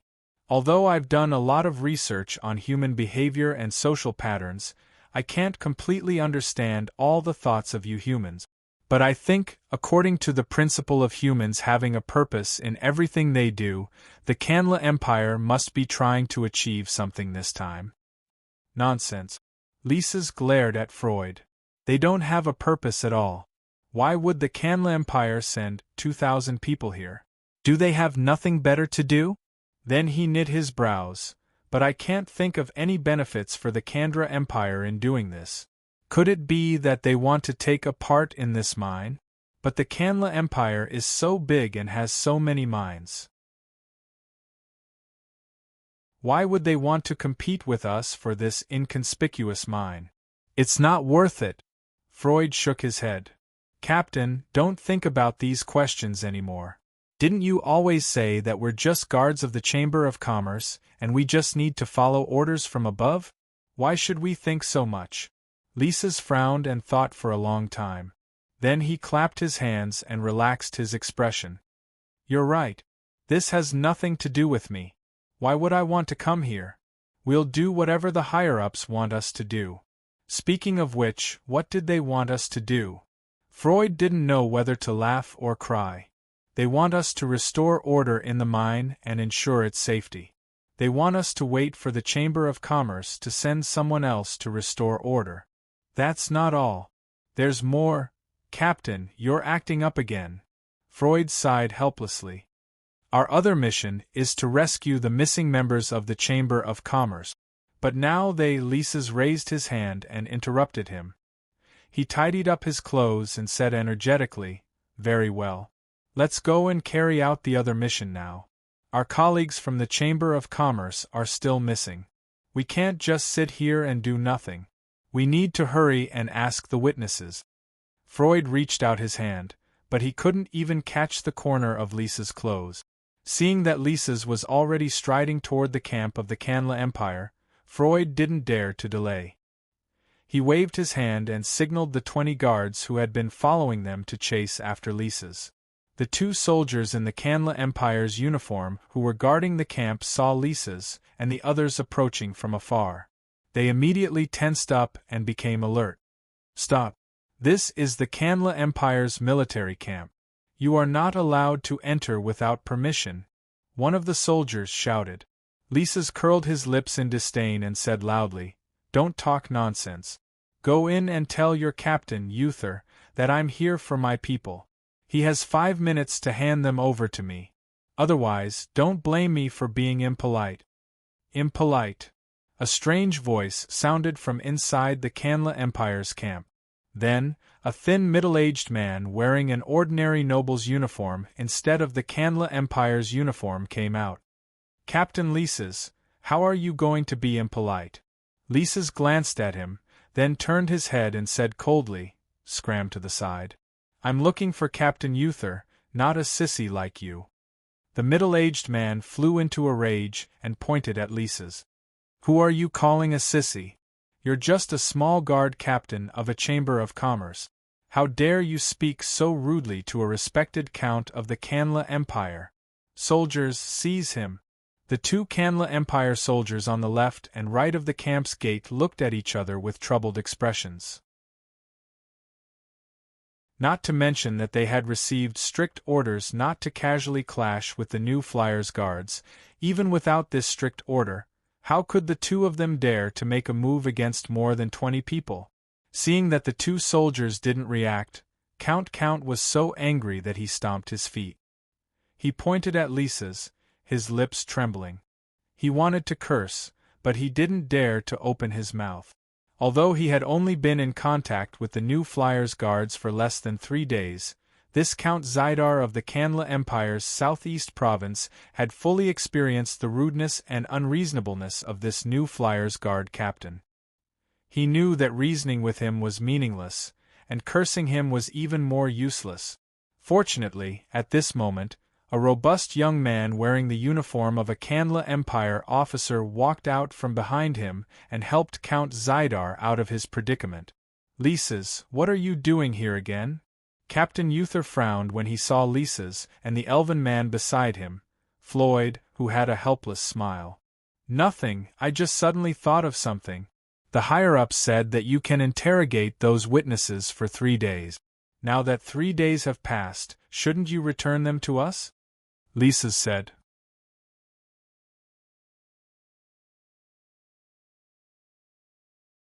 Chapter 1069. Captain Uther glanced expressionlessly at Count Zadar and nodded. Okay, I'll give them to you. Rezes and Freud exchanged a look of surprise. In the bloody conflict in Namso, apart from the dozen new Flyer employees who were killed on the spot and the remaining 40 or so employees whose whereabouts were unknown, the most important parties involved were the other 50 mine guards who were present at the time.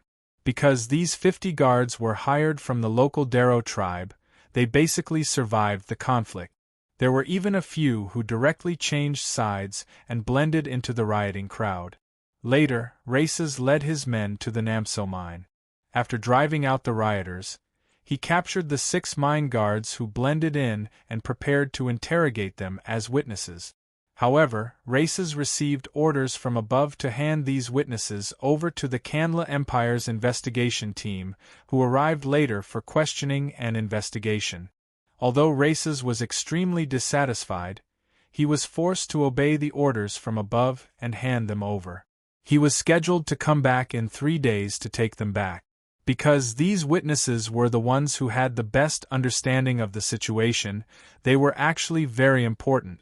Races originally thought that the Canla Empire would not let them go so easily. He didn't expect that Captain Uther would agree to his request so easily. After being stunned for a moment, Races immediately nodded despite feeling that something was wrong. Okay, then hand them over now. We still have some things to ask. Captain Uther turned his head and spoke to one of his men. The man then ran into the camp, obviously to make the necessary preparations. Races glanced at Captain Uther, who always seemed to have a wooden expression, then looked at Count Zadar, who had the same indifferent expression. He had a bad premonition in his heart. However, he was currently in front of the Canla Empire's military camp. There was not much he could do but wait quietly. After a while, 2 Canla Empire soldiers rushed out of the camp in an open carriage. From afar, Lises saw a few bulging human figures behind the open carriage, as well as a piece of rag covering them. His face immediately darkened. When the carriage approached, he strode forward and lifted the ragged cloth. He saw 6 corpses piled up messily in the carriage like broken sacks. They had long lost all signs of life. These 6 corpses were, of course, the 6 captured mine guards.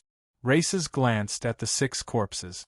After confirming that none of them were alive, he turned to look at Uther with a grim expression.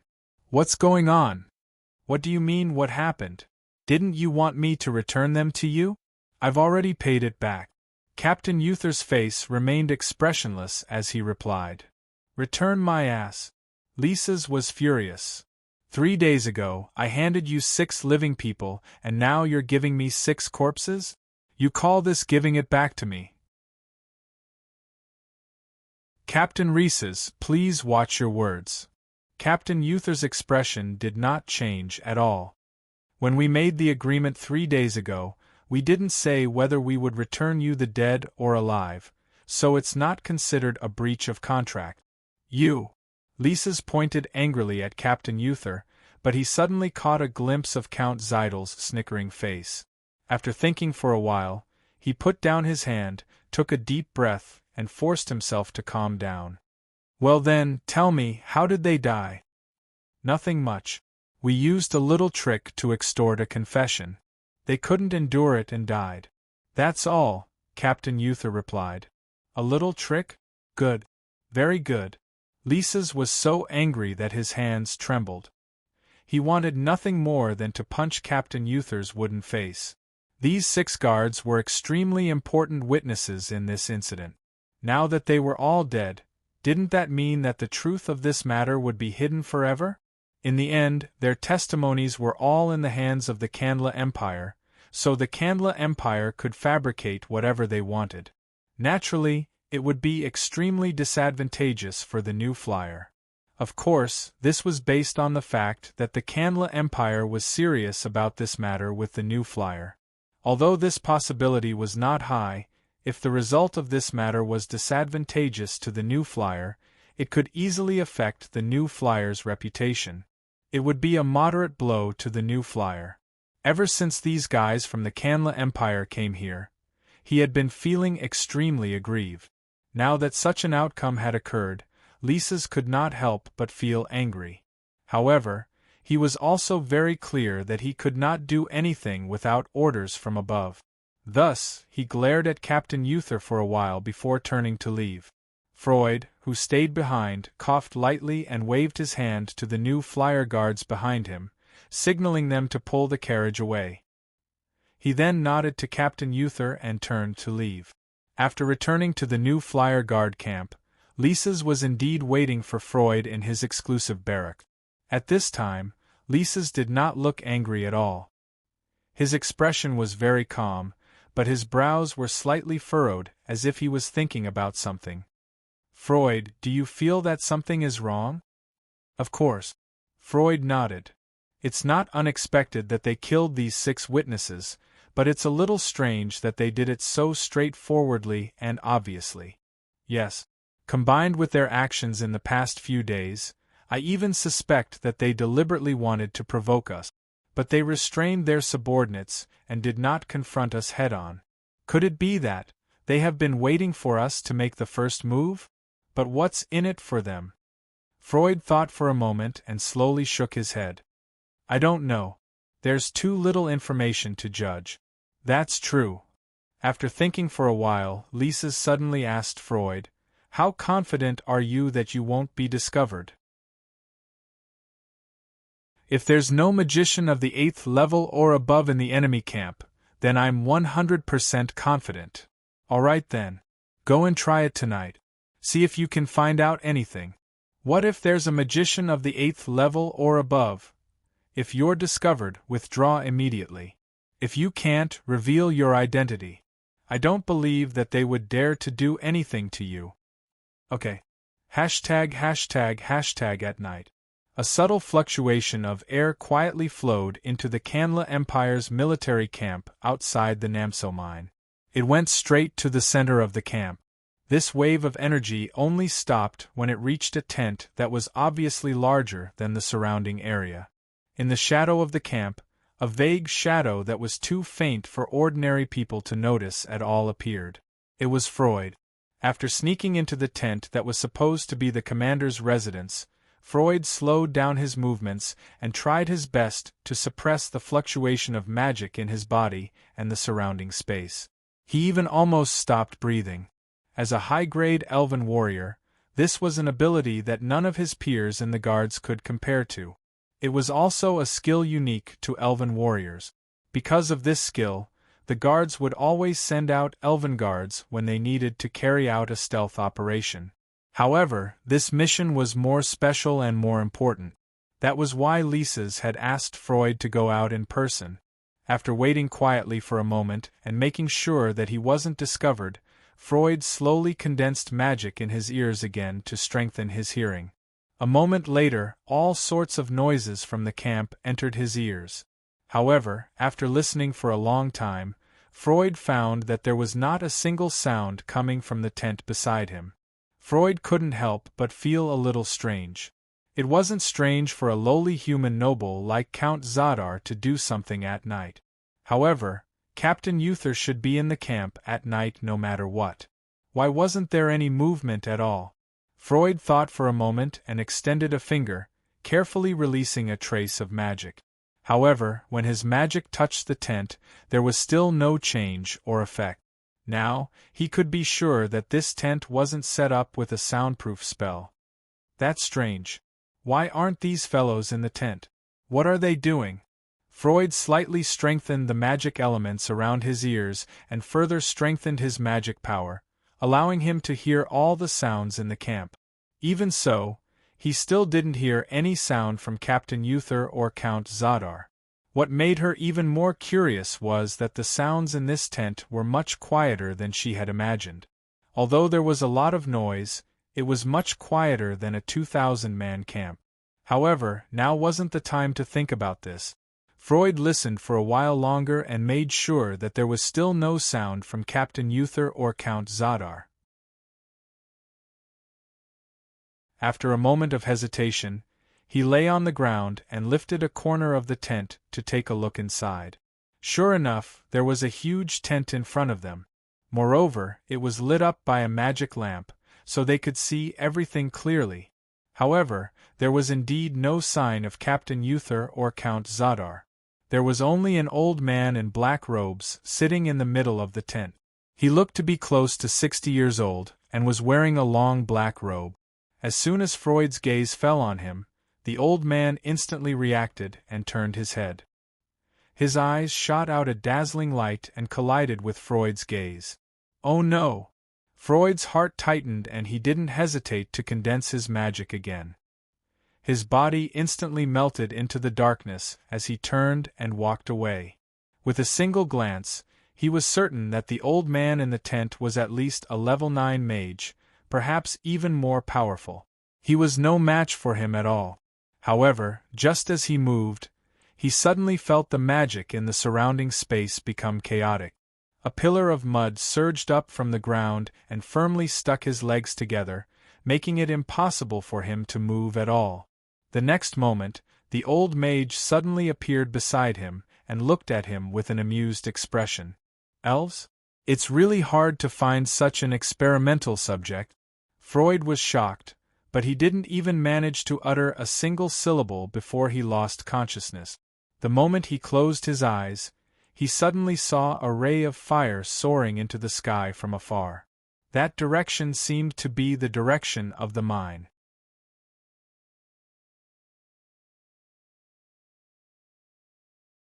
Chapter 1070. Boom! The huge explosion instantly woke Lisa's, who was looking at the Canla Empire's barracks in the distance through the window. However, before he could react, he already felt a sudden wave of air.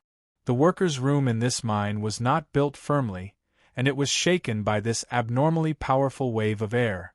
The windows were directly shattered into pieces and flew toward Lisa's along with the wave of air. Lisa's shouted coldly, and the aura in his body circulated, blocking all the incoming debris. He then jumped out of the room that was already shaking and seemed to be about to collapse in the next moment. When he turned his head to take a look, Lisa's was shocked. The living area of the mine had fallen into a sea of fire at this time, and wreckage caused by the explosion was everywhere. He could even see a few disfigured corpses lying on the ground. The guards had already fallen asleep, but at this time, they were awakened by the explosion and all of them ran out of the barracks. It was a good thing that the Frestec Chamber of Commerce's guards were strictly trained, so even in this sudden situation, they were still fully armed. Moreover, they were only a bit panicked at first, but they quickly calmed down and prepared to gather. Lisa's had no idea what had happened, but in this situation, it was obvious that he had to show his role as the captain. However, just as he was about to loudly order his men to assemble and prepare to deal with the enemy, he suddenly heard a shrill sound coming from the sky behind him to the right. He turned his head in horror and saw an incomparably bright light in the sky flying toward him at high speed. Spread out! Lisa's did not care about giving any more orders. He could only turn his head and shout at the guards who were gathering here, then he pounced to the side. Boom! Another deafening explosion rang out beside his ears. Following that, an equally terrifying shockwave swept over, causing Race's body to involuntarily roll twice on the ground. When Lisa's got up from the ground again, his whole body was already scratched by the debris on the ground. 2 streaks of blood were left on his face, making him look extremely terrifying. However, he did not care about this at all. He looked around and found that the explosion this time was a little further away than the first attack. Moreover, his guards had made the correct response before the explosion, so they did not suffer any losses. Get up, gather quickly, and retreat outside. Retreat.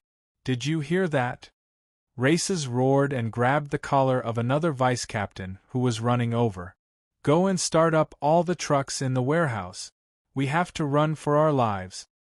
After giving his instructions, Lisa's frowned and looked at the Canla Empire's camp in the distance, only to find that it was quiet and peaceful. It was as though the commotion here had nothing to do with them. Not a single soldier came out to watch the commotion. Lisa's knew that something was amiss, but he couldn't care less now. In comparison, he was more worried about Freud, who should have infiltrated the Canla Empire's camp. Logically speaking, Freud should have noticed the huge commotion. With his speed, he should have returned by now. But until now, he still hadn't seen him. Could it be that something had happened to him? Captain, the rest of our brothers are all here. What should we do next? A question pulled Lisa's back from his worries. He turned around and saw that there were still hundreds of his subordinates left. He waved his hand. Retreat. Everyone had just moved when there was another dazzling red light that cut through the night sky, falling in their direction. This time, the ray of light landed directly in the middle of the barrack. Hong! A violent explosion sounded, and several houses were directly blown into ruins. The mine was suddenly turned into a mess. "Don't look, quickly leave!" Lisa's roared out. He waved his hand at his subordinates again before leading them to the warehouse with the magic cars. Halfway through, the vice-captain had already rushed out of the storeroom with a panicked look on his face. "Captain, the magic cars in the warehouse have been tampered with. They can't start." "What?" Lisa's eyes widened. Weren't their brothers watching over them the entire time? How could they have been tampered with? The vice-captain had a bitter look. "I don't know either, you." Lisa's wanted to punch him, but he knew that this wasn't the time to care about this.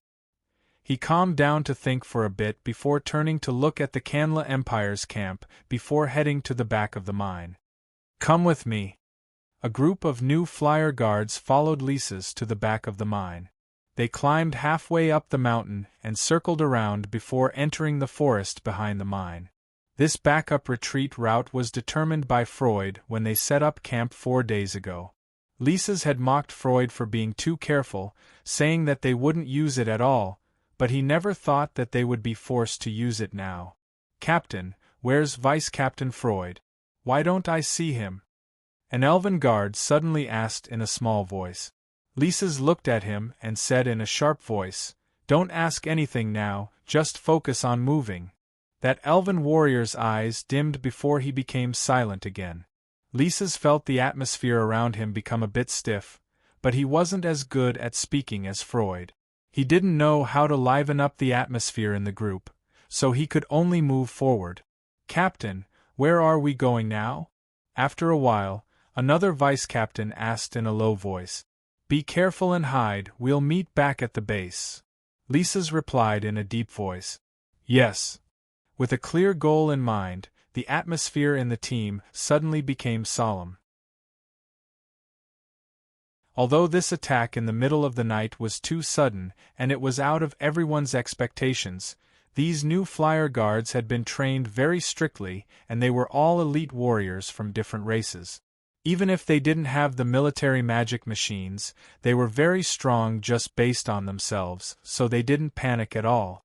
There were even some guards who were curious why Captain Lisa's chose to retreat as soon as possible. To them, even if the enemy had a powerful weapon like the magic cannon, it wasn't like they couldn't fight back. This optimistic mood was quickly dealt a heavy blow. When the group came out of the forest and was about to go around the mountain behind the mine, there were 2 dazzling lights that came at them. Hong, hong! 2 huge explosions rang out in the center of the team, and the remaining 400 guards were all blown up into the air. When Lisa's was still in the air, he spat out a mouthful of blood. If it wasn't for the fact that he was wearing a set of magic armor and had activated a magic shield in time, he would have been shattered by that attack. However, the giant impact had still injured his internal organs, making him feel very uncomfortable. When he was prepared to turn around and land, there was a bright pillar of light that fell down from the sky, covering a large area of the guards. Under the cover of this pillar of light, the mana shield on Lisa's body was rapidly depleting its energy, and it was about to run out. This fact filled his heart with shock.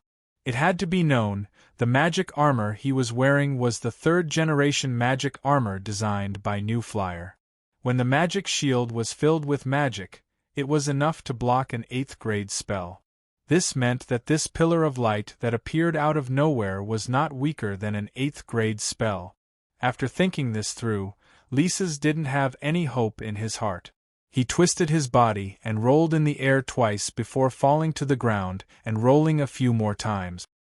He returned to the forest and hid behind a tree. Then he quickly turned on the communication device on his magic armor and gave the order to his team in a low voice. "Brothers, retreat and find a chance to return to the base. That's all." After giving this order, Lisa's didn't even look back as he charged into the forest without any hesitation. The enemy that suddenly appeared was very well prepared. Not only did they have powerful weapons like the magic cannons, they might even have more than one high-grade magician. It was far from what their small guard team, that was only equipped with military magic machines, could resist. The most important thing right now was to escape as much as possible. The goal of the new flyer guards was to preserve their strength as much as possible in a situation where they couldn't fight back. After all, New Flyer had large amounts of military magic machines on every guard, and they had undergone long-term training. They had invested over 10,000 gold coins in total. Losing a single guard was a large loss for New Flyer that they couldn't accept. The Frestec Chamber of Commerce's guards were all elite warriors of different races.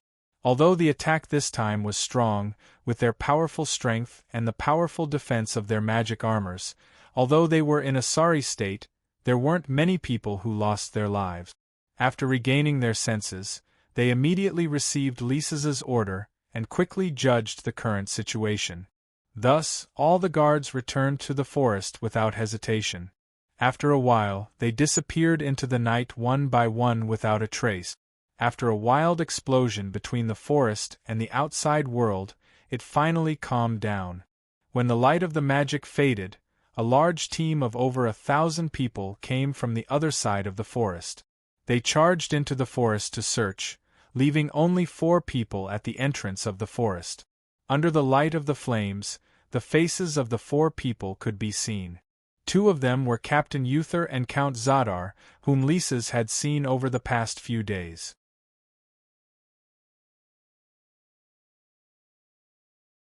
Chapter 1071. Captain Uther and Count Zadar had very ugly looks on their faces. They all escaped? Count Zadar couldn't suppress the shock in his eyes. With such a strong attack, they actually couldn't keep them here? This is too unbelievable. Captain Uther glanced at him and turned to look at the only old man among the 4 who was wearing a magic robe. Master Jonah, what do you think? The old magician called Master Jonah also had an ugly look on his face. After looking around, he replied in a deep voice, "It was my mistake. I thought that an 8th grade spell would be enough to keep them here, but I never thought that they would be able to take it. You are a great magician. Why didn't you just use a forbidden spell? Now that they've all escaped, our mission has completely failed. Do you understand?" Count Zadar angrily roared out. Master Jonah coldly looked at him. "You think that a forbidden spell doesn't need time to prepare? Moreover, the forbidden spell created such a large commotion, they would have noticed it ahead of time. It was completely useless. Then at least use a 9th grade spell, all right? What is with an 8th grade spell? You're this stingy with your magic power? Don't you know how important this mission is? Don't you know?" Captain Uther knit his brows and raised his hand to stop Count Zadar from continuing his accusations. He looked at the other middle-aged man who had a normal appearance, but was also wearing a noble's robe. "Duke Roman, these new flyer guards are definitely planning to escape back to their base near Drow City. I need your Drow Kingdom to help us so we can stop them on the road." The middle-aged man called Duke Roman nodded. "No problem. This place is still 500 kilometers away from the Drow City base. They don't have a magic car, so it'll take them several days to get there on foot. We have enough time to catch them." After saying this, Duke Roman gave a laugh. "Actually, you don't need to worry too much. Although we let them escape this time, they can't escape our Drow Kingdom no matter what. Then again, so what if they run back to the base? Perhaps when they arrive, the base will already be in our hands, right?" Captain Uther gave a slight nod before saying to Master Jonah and Count Zadar, "This matter shouldn't be delayed, we need to move now. Master Jonah, you'll move with us. Sir Count Zadar, I have to ask you to go back and personally report this matter. As for the following actions, we'll see how the Empire's side. All right, I'll leave." After the 4's discussion, they left magic. S's hashtag the Kandra Empire's capital Wimbledon City was around 2,000 kilometers away from the Namco mine, but because it was in the northwest direction, if one calculated it according to Earth's latitude, it was only around a time zone away. Thus, when the sun had completely enveloped the entire Namco mine, Wimbledon City could only see the rising sun. At this time, Sui had already climbed out of bed. After doing the usual exercise, the two maids pushed the door open and came in, intending to serve Sui as he got up. Sui waved his hand to dismiss them and went straight to the front hall. After waiting for a while, the head of the Kandra Imperial Magical Industries Administration, Raphael Count of Aylwin, finally arrived. "Chairman Su, you're up early. I thought you'd be used to the warmth and fragrance at home and wouldn't come out until the sun was high up in the sky." The Count of Aylwin laughed and welcomed him warmly. "I don't have the habits of those rotten nobles." Sui glanced at the Count of Aylwin and stood up. "Let's go, we have to seize the time and try to solve the problem today." The Count of Aylwin was slightly surprised.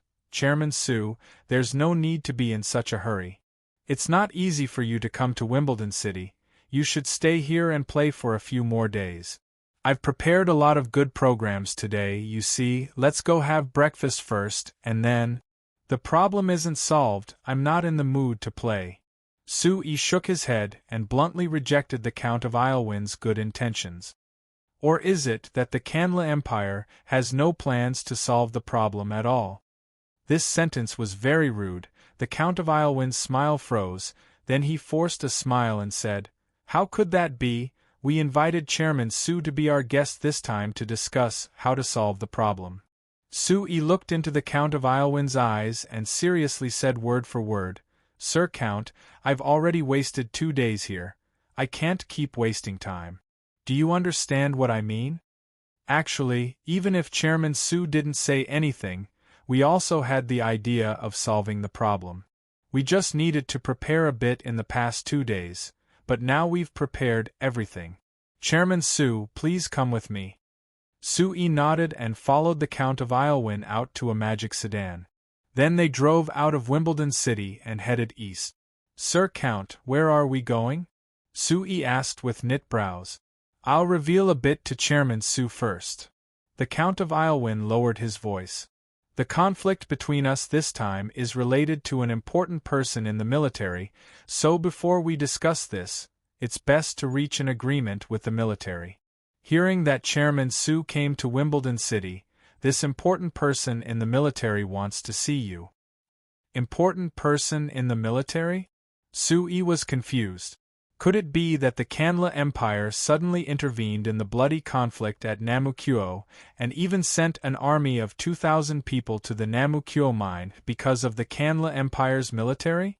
With this question in mind, the magic sedan quickly drove for around an hour before entering a field to the north of Wimbledon City, finally entering a large manor. When Sui came out of the magic sedan, he saw several dozen fully armed soldiers surrounding him.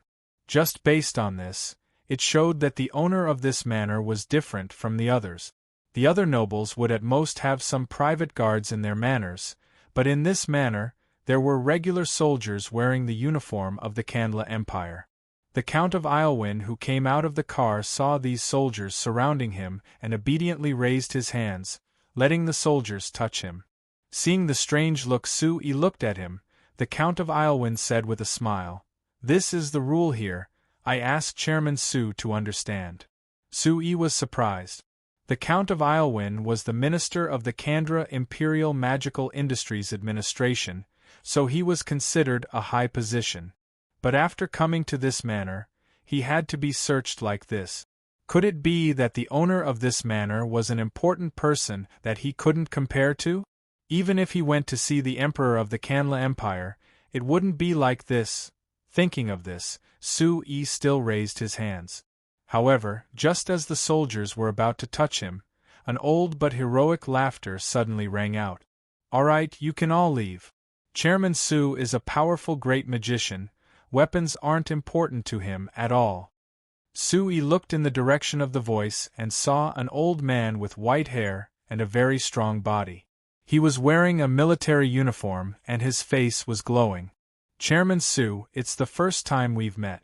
You really are so young that I'm surprised. The old man in military uniform laughed. I'm Camber Sudirman, I think you should have heard of my name. Su-yi raised his eyebrows. Marshal of the Kanla Empire, the famous Kanla war god, how could I not have heard of your name? Haha, what war god, that's all in the past.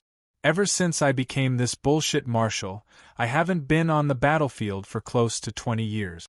Marshal Sudirman waved his hand and laughed loudly.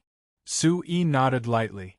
From the information he had, this marshal who had a very high reputation in the Kanla Empire, who was not inferior to the emperor in the hearts of most Kanla Empire people, had not been on the battlefield since the war with the Mala Empire 19 years ago. But this had nothing to do with him. After a pause, Su-yi asked with a frown, Marshal, may I know why you summoned me this time? Good. Straightforward.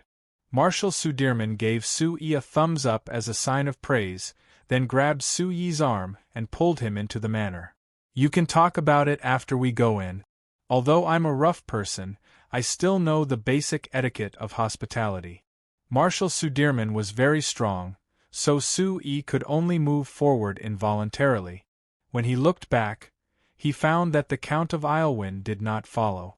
It seemed that Marshal Sudirman had specially prepared this meeting for Su-yi. Su-yi was still very confused. He was only a businessman after all. Logically speaking, he should have nothing to do with Marshal Sudirman, who had the highest prestige in the Kanla Empire's military. Why did Marshal Sudirman specifically want to see him? The two quickly arrived at the meeting room in the middle of the manor. After taking a seat, Marshal Sudirman looked at Su-yi and asked, Chairman Su, I don't like to talk nonsense. This time, I specifically came to see you to ask you a question. Please answer truthfully. Please speak. Does New Flyer never plan to transfer the military magic machine technology to the Kanla Empire? Su-yi was stunned. He didn't expect Marshal Sudirman to ask such a sensitive question right off the bat. After thinking for a moment, Su-yi shook his head and said, That's not the case. Sir Marshal, according to the strategic partnership agreement we signed, we are gradually transferring the military magic machine technology according to the development of the magic machine industry in the Empire. It's not that we don't want to transfer it at all. Bah! What's the use of those inferior things? For our Empire, it's no different than not having them. Marshal Sudirman said with disdain. Sir Marshal, you can't say it like that. Everything needs to be done step by step, especially things like the military magic machines. They need a long time to be completely mastered, even if I really do transfer them now. So you're still not willing to give those technologies to us, right? Marshal Sudirman rudely interrupted Su-yi. Su-yi frowned. Sir Marshal, I think I've already made it very clear. Also, our company has cooperated with your country for so long. We've already explained these principles countless times. I don't believe that you don't understand. I understand.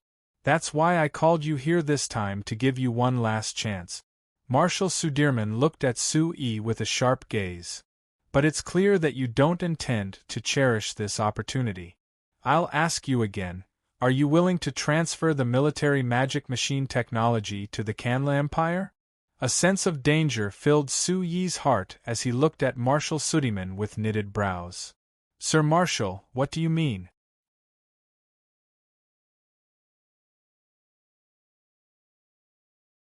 Chapter 1072. Marshal Sudirman stared at Su-yi and said in a deep voice, Chairman Su, do you know what I was most famous for when I was on the battlefield? Su-yi slowly shook his head, and the uneasiness in his heart grew stronger. Marshal Sudirman suddenly summoned him today, so it probably wasn't anything good. Marshal Sudirman didn't seem to notice Su-yi's expression at all and continued to speak. When I was on the battlefield, the most important thing I relied on wasn't a powerful military force, logistics, or anything else that could be seen, but this. Marshal Sudirman pointed at his head with his finger. Intelligence has always been the most important and most reliable weapon in this old man's eyes. It's far more useful than having a lot of military force. But Chairman Su, do you know what's the most important thing when it comes to intelligence? Su-yi didn't answer, but the mana in his body had already begun to quietly circulate.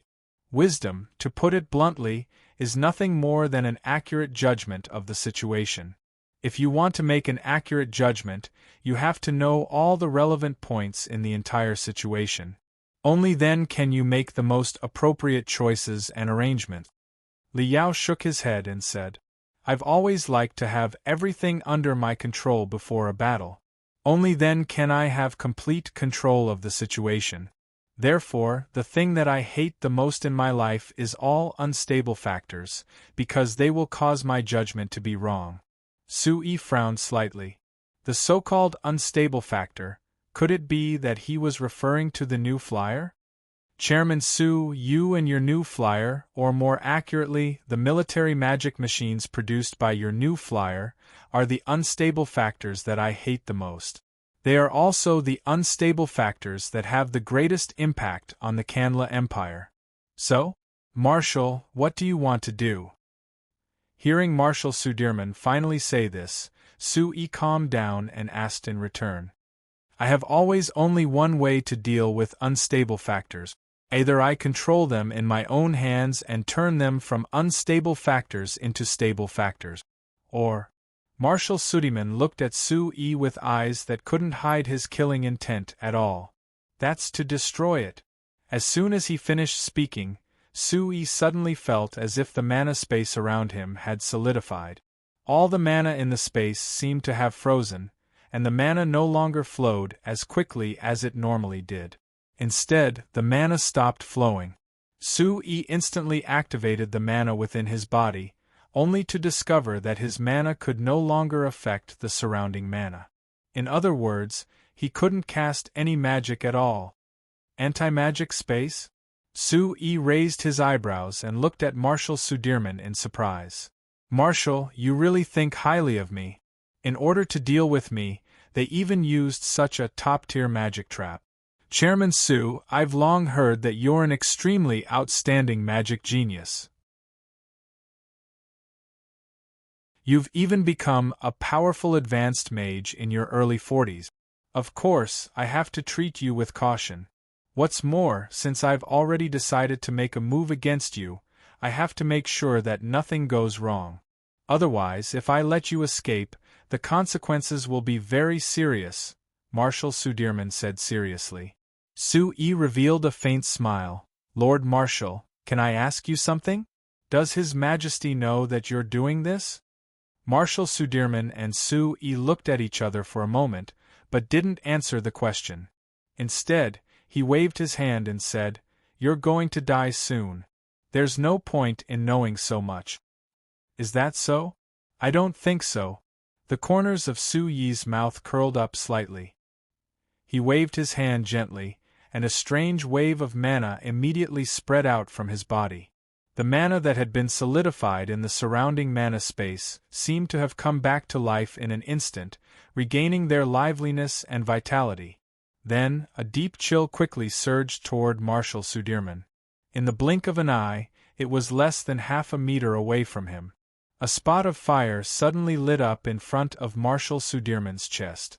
Then, it turned into a ball of bright light with traces of pitch-black flames. After the chill collided with the ball of flames, it was like two strange streams of air mixed together. In the blink of an eye, they cancelled each other out, leaving behind a cloud of mist that drifted away. The mist dissipated, and an old man in a maroon magic robe stood in front of Marshal Sudirman. Su-yi's gaze swept across the old man's face, and his pupils suddenly shrank. Archmage Laduca? Archmage Laduca was one of the 9 archmages of the Kanla Empire. Because he was extremely proficient in fire magic, he even had the title of Fire Dragon Archmage. Su-yi didn't expect that in order to deal with him, Marshal Sudirman not only offered his private manor as a venue, but even invited a magus. Seeing the shock on Su-yi's face, Marshal Sudirman chuckled. Chairman Su, I've already said that I don't like accidents happening when I want to do something. In order to keep you here, it's only right to invite a respectable magus. Oh! Su-yi's gaze swept across Marshal Sudirman and Archmage Leduca in front of him with a hint of ridicule. He shook his head with a smile. Marshal Sudirman, if this is the final choice your Kanla Empire will make to a partner, then I can only express my disappointment. The smile on Marshal Sudirman's face froze, and then he coldly snorted. It doesn't matter if you're disappointed or not. After today, you're a dead man. Then the new flyer will also be divided between the Kanla Empire and the Mala Empire, right? Su-yi shrugged. Don't look at me with such a strange expression. If it wasn't for the private agreement with the Mala Empire, would your Kanla Empire dare to jump out alone and use such a despicable method to deal with me? Marshal Sudirman didn't say anything. Su-yi shook his head and sighed. I originally thought that by establishing a relationship with the Kanla Empire and the Mala Empire at the same time, I could use the restraints between your two empires to gradually strengthen myself. However, I still underestimated the shamelessness of your two old empires. That's right, instead of passively cooperating with our Chamber of Commerce and waiting for us to agree to transfer some of our technology to you, it's better to cooperate with us first and get rid of our new flyer before discussing how to divide the spoils. Wouldn't that be better? Su-yi's gaze swept across Marshal Sudirman's ugly expression, and he let out a mocking laugh. That's a good idea, but Marshal, can you or the Kanla Empire do it? Marshal Sudirman's face was cold as he snorted. Chairman Su, seeing that you're about to die, I let you say a few more words. I didn't expect you to talk nonsense for half a day. You've really disappointed me. Since you don't cherish this precious time, then, Archmagus Reduca, send Chairman Su on his way. Archmagus Reduca's eyes narrowed and Su-yi immediately felt the magic elements in the mana space solidify again. Moreover, the feeling was even stronger than before. The next moment, a ball of fiery red with a strong purple flame attacked him. Ai, Archmagus Reduca, you might not have heard of this saying. The same move can't be used twice against a Saint Seiya. As soon as his voice fell, Su-yi's figure suddenly disappeared. The next moment, he appeared in front of the living room's door. Ah, as expected, you laid down an imprisonment array. I have to say, Marshal's preparations are truly sufficient. Su-yi reached out a finger with a smile to poke at the empty space around the door. Dark to the extreme, as if even one's vision would be sucked in, appeared in the air and covered the entire door. These cracks didn't look very conspicuous, but Su-yi was very clear that each crack represented an extremely dangerous spatial crack. This kind of spatial crack was very frightening. If he rashly charged through, his body would definitely be cut open in an instant. And with so many spatial cracks blocking in front of him, if Su-yi still dared to rashly charge through, what awaited him would be his body being cut into countless pieces. Moreover, these spatial cracks also blocked Su-yi's ability to use space magic to escape. It could be said to be the strongest cage for a magician, making it impossible for Su-yi to instantly escape. Chairman Su, if you're willing to surrender to us, I can only have Archmagus Reduca cripple your origin of magic and keep your life. After all, you have a lot of value, it would be a pity to kill you like this. Marshal Sudirman suddenly said. Marshal, you should be very clear on my answer. Su-yi replied. Yes, that's why I didn't have this idea from the start. Marshal Sudirman nodded. Moreover, I don't like unstable factors, and you are the most unstable factor. Killing you is the safest choice for me. Archmagus Reduca, do it. Archmagus Reduca had been silent since he appeared, but at this time, he gave Su-yi a light nod. Chairman Su, you are an extremely talented magician. Originally, I shouldn't make a move against a magician with such great talent and a bright future like you. This goes against the basic principles of the Sorcerers' Guild. However, now that the Sorcerers' Guild has been half crippled by you, this principle no longer has any meaning. Sui couldn't help laughing. Alright, Archmagus Reduca, if you want to make a move, then make a move. Why do you have to find an excuse for yourself? It sounds a bit funny. Archmagus Reduca's face sunk. He raised his right hand and slowly pointed at Sui. This finger didn't seem to be threatening at all, but Sui's face became very serious. However, he didn't move much and only stood in place, staring at Archmagus Reduca's finger. See, a very twisted spatial crack shot out from Archmagus Reduca's finger and instantly appeared in front of Sui. Sui let out a soft breath, and the magic in his body crazily surged before condensing at the tip of his right hand. He reached out and pointed at the dark spatial crack that didn't seem to have much power. The space around Sui's finger first expanded, then shrank, then expanded again, and shrank again. After repeating this countless times at a speed that couldn't be seen with the naked eye, the entire space suddenly exploded. Boom! An incomparably terrifying shockwave swept out and all the magic elements in the surrounding space exploded.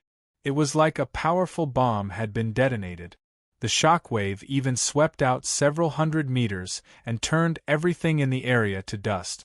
Other than the area under Sui's feet and behind him, only the area under Archmagus Reduca's feet and the area where Marshal Sudiman was standing behind him remained intact. One could still see the appearance of the hall's floor. The rest of the area seemed to have turned into a desolate desert in an instant. What was even weirder was that hundreds of meters away, outside the desert that had suddenly appeared, all the flowers, plants, trees, and greenery in Marshal Sudirman's private manor were still intact. Furthermore, there was a very clear boundary between them and the desert, which looked very strange. However, the strangeness of this situation couldn't compare to the strangeness of Archmagus Reduca's expression. He stared at Sui in a daze with a face full of shock and disbelief. After a long while, he shook his stiff right arm and fingers, and let out a slightly hoarse cry of surprise from his mouth. You're actually already an Archmagus?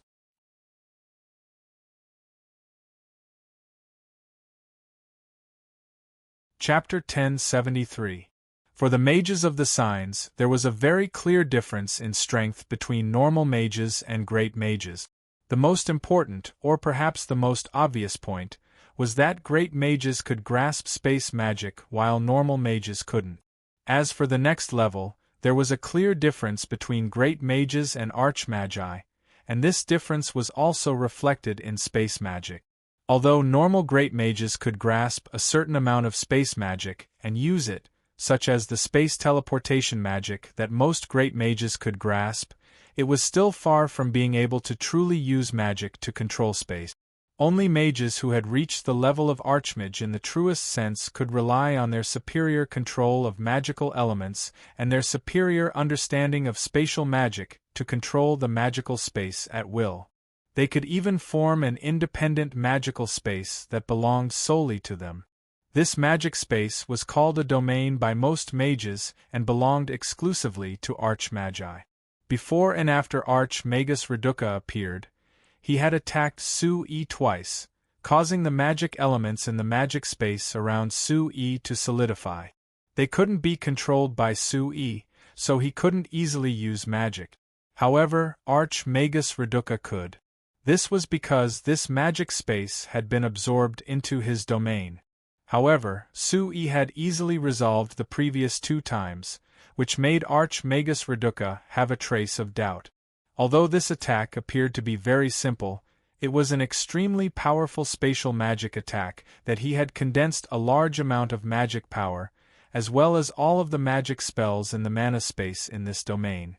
Under this kind of attack, mages that didn't have a thorough understanding of space magic had no way of blocking it. It could even be said that mages below the level of Archmagus had no way of dealing with this magic, and could only try their best to escape.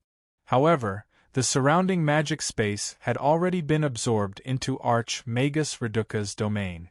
Low-level mages couldn't even escape. Therefore, from Archmagus Reduca's point of view, since he had already used this magic, Su-Yi could only die. There was no other possibility. However, she didn't expect that Su-Yi didn't dodge at all, but took it head-on. Looking at Su-Yi, who looked like nothing had happened and had a faint smile on his face, Archmagus Reduca couldn't hold back the shock in his heart and cried out. Su-Yi, this guy, had actually unknowingly become an Archmage. If he wasn't a Grand Magus, he wouldn't have been able to withstand that attack. But Su-Yi seemed to be in his early 40s this year, right? For a mage, being able to become a great mage in his early 40s was already 1 in a million. It could be said that his talent was astonishing. However, Su-Yi had already become a great magician when he was around 30 years old, and now he had actually become an Archmagus. In the history of signs, there had never been a case of someone becoming a magister in their 40s. The most talented mage in history, one of the few grand magi in history, the legendary Magister Kohler, who was known as the pride of all mages, had waited until he was 53 years old to become an Archmage. Archmagus Reduca suddenly felt a trace of regret in his heart. With Su-Yi's incomparably shocking talent for magic, as long as he continued down the path of magic, he might be able to break through the limitations of the human mages in signs and become a dazzling figure in signs, a new Grand Magus that was destined to be recorded in the annals of history. If this became a reality, it would be a great encouragement for all the mages in signs. This meant that the human mages weren't deteriorating like many people said. Instead, they still had the hope of becoming a peak Grand Magus and becoming the god of magic in everyone's hearts. However, after turning around to look at the pale-faced Marshal Sudirman, Archmagus Reduca regained his calm. Although Su-Yi's shocking talent for magic was great news for all the mages in signs, he was still the enemy of the Kanla Empire. As a person of the Kanla Empire and someone who had climbed up to the position of Magister under the nurturing of the Kanla Empire, Archmagus Reduca had to follow the principles set by the Magicians' Guild. However, he still had to consider the benefits of the Kanla Empire. Moreover, he was one of the 2 Magisters who had signed an agreement with the Kanla Empire's military. This operation was personally arranged by Marshal Sudirman, personally led by him, and even personally led by him. It was the highest standard operation that the Kanla Empire's military rarely had in recent years, so failure was not allowed. Therefore, no matter how shocked he was at Su-Yi's talent for magic, he still couldn't shake his determination to kill Su-Yi. Moreover, the higher Su-Yi's talent for magic, the more difficult this operation would be. Marshal, let's have Ophelion make a move. Archmagus Reduca let out a soft sigh as he turned around to speak to Marshal Sudirman. Marshal Sudirman was stunned. What? You don't have confidence in doing it alone? Although I don't want to admit it. Yes, I don't have complete confidence right now because this Su-Yi's. He has already broken through to become an Archmagus. Archmagus Reduca said in a deep voice. Marshal Sudirman looked at Su-Yi in the distance with a strange expression. When Archmagus Reduca shouted out, he also heard it and didn't dare believe it. Now that he heard Archmagus Reduca personally confirm it, he had no choice but to believe it. Su-Yi was already an Archmagus. This greatly exceeded his expectations, and it also exceeded everyone's expectations. This fellow really is the biggest unstable factor. Marshal Sudirman snorted and raised his hand, sending out a signal. Although Su-Yi had blocked Archmagus Reduca's full power attack, he wasn't in a good state either. Just now, a small portion of the magic power in his body had been consumed because of this. Therefore, He was very clear that even if he had successfully broken through to become an archmagus at the end of last year, he couldn't stay here and fight against an old archmagus like Archmagus Reduca, who had been an archmagus for over 20 years. Moreover, this was the enemy's territory, so he naturally couldn't stay here for long. Therefore, while Archmagus Reduca was stunned, he was actively looking for a direction to escape in. However, Marshal Sudirman had clearly made careful arrangements this time. He had set up several layers of magic barriers around the manor and waited for him to enter the manor before activating. This made it so that he couldn't escape using spatial magic. Moreover, Archmagus Reduca was watching him from the side. It wouldn't be easy for him to escape under the watch of an archmagus. Just as he was thinking of a countermeasure with a frown, he suddenly felt the magic space around him change again. When the magic elements in the magic space weren't being interfered with by the outside world, they would normally follow a specific path and slowly flow. When Archmagus Reduca had used his domain interference earlier, it had caused the magic space around Su-E to freeze. It could be considered a powerful external interference. Now, the magic space around Su-E had suddenly changed again. The magic elements inside seemed to have gone crazy as they rushed back and forth at high speed. With the magic elements in such an unstable state, it caused the space around Su-E to become unstable as well. Next to Su-E, flames would appear one moment, water arrows would shoot out the next, a huge rock would fall from the sky, and then a bolt of lightning would strike down in an instant. It was as if all kinds of magic had appeared around Su-Yi's body. However, what really posed a threat to Su-Yi was the wild magic elemental energy that caused the magic space to become very unstable. Thus, in this space, spatial cracks would appear from time to time due to the instability of the space. If he wasn't on guard and was cut by a spatial crack, his entire body might be cut in half. However, this wasn't the most shocking thing. What truly shocked Su-Yi and made him even more vigilant was the sudden appearance of this phenomenon. This meant that other than Archmagus Reduca, Marshal Sudirman had prepared another Archmagus. Sending 2 Archmagi in one go, they really want to kill me. Su-Yi took a deep breath, knowing that he had encountered the most serious crisis in his life. It was a good thing that he already had the strength of an archmagus, and his understanding of spatial magic wasn't something an ordinary mage could compare to. Although the surrounding space was chaotic, he didn't panic. Instead, he calmed his mind and condensed all the magic in his body, forcefully interfering with the magic elements in the surrounding space. At this time, it was already a competition between Su-Yi and his control over the magic space, as well as the strength of their domains. According to common sense, the Archmagus that Marshal Sudirman had sent out would be one of the 9 Arch-Magi of the Kanla Empire. Among them, the latest one had already been an Archmagus for 13 years. In comparison, Su-Yi had only broken through to Archmagus last year. His understanding of domains should be far inferior to the other parties. However, after this competition, the magic space around Su-Yi quickly regained its stability. It didn't take long for all the strange phenomena to disappear. A black spatial vortex suddenly appeared beside Archmagus Reduca and a figure emerged from it, followed by a faint sigh. Su-Yi, why are you the chairman of New Flyer?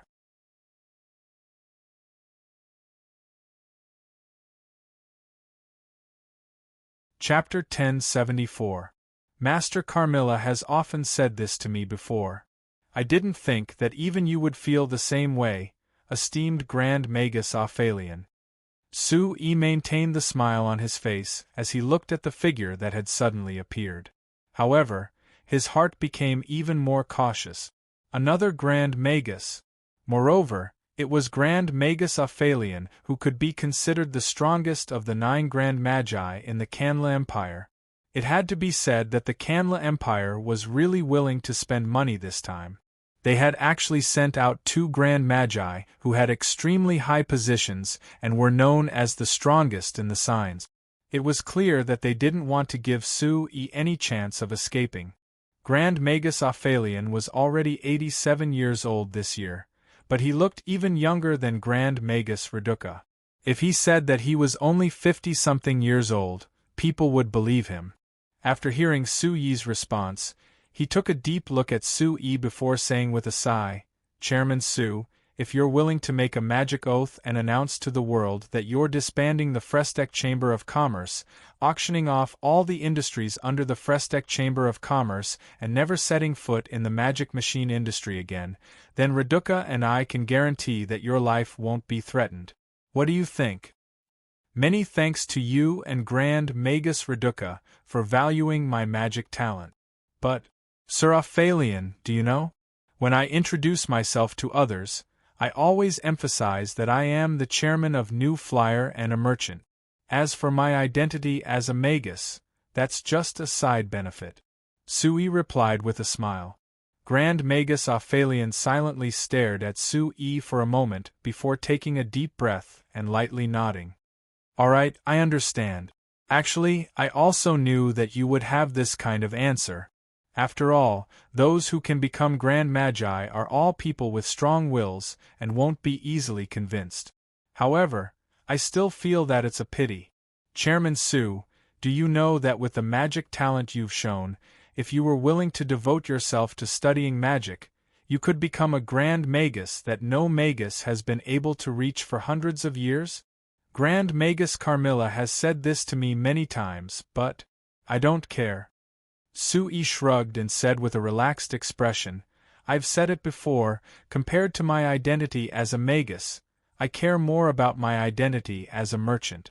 New Flyer is my dream, I won't give it up no matter what.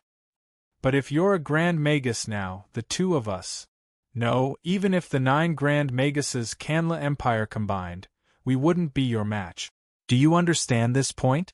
Grand Magus's expression suddenly turned serious. "Magus Grand Magus, Grand Magus Grand Magus Grand Magus Maguses, S's Ts est Grand Magus Magus Magus Magus Magist, S right Tst. Grand Magus, and Magus tut tet Tsss."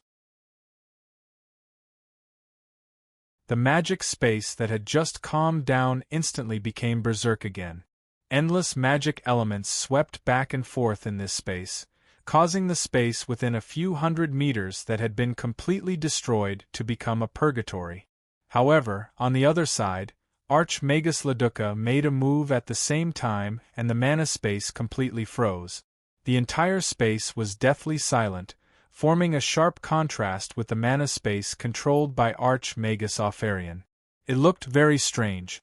Magi below the level of Grand Magus mainly relied on the magic they had grasped to bombard each other.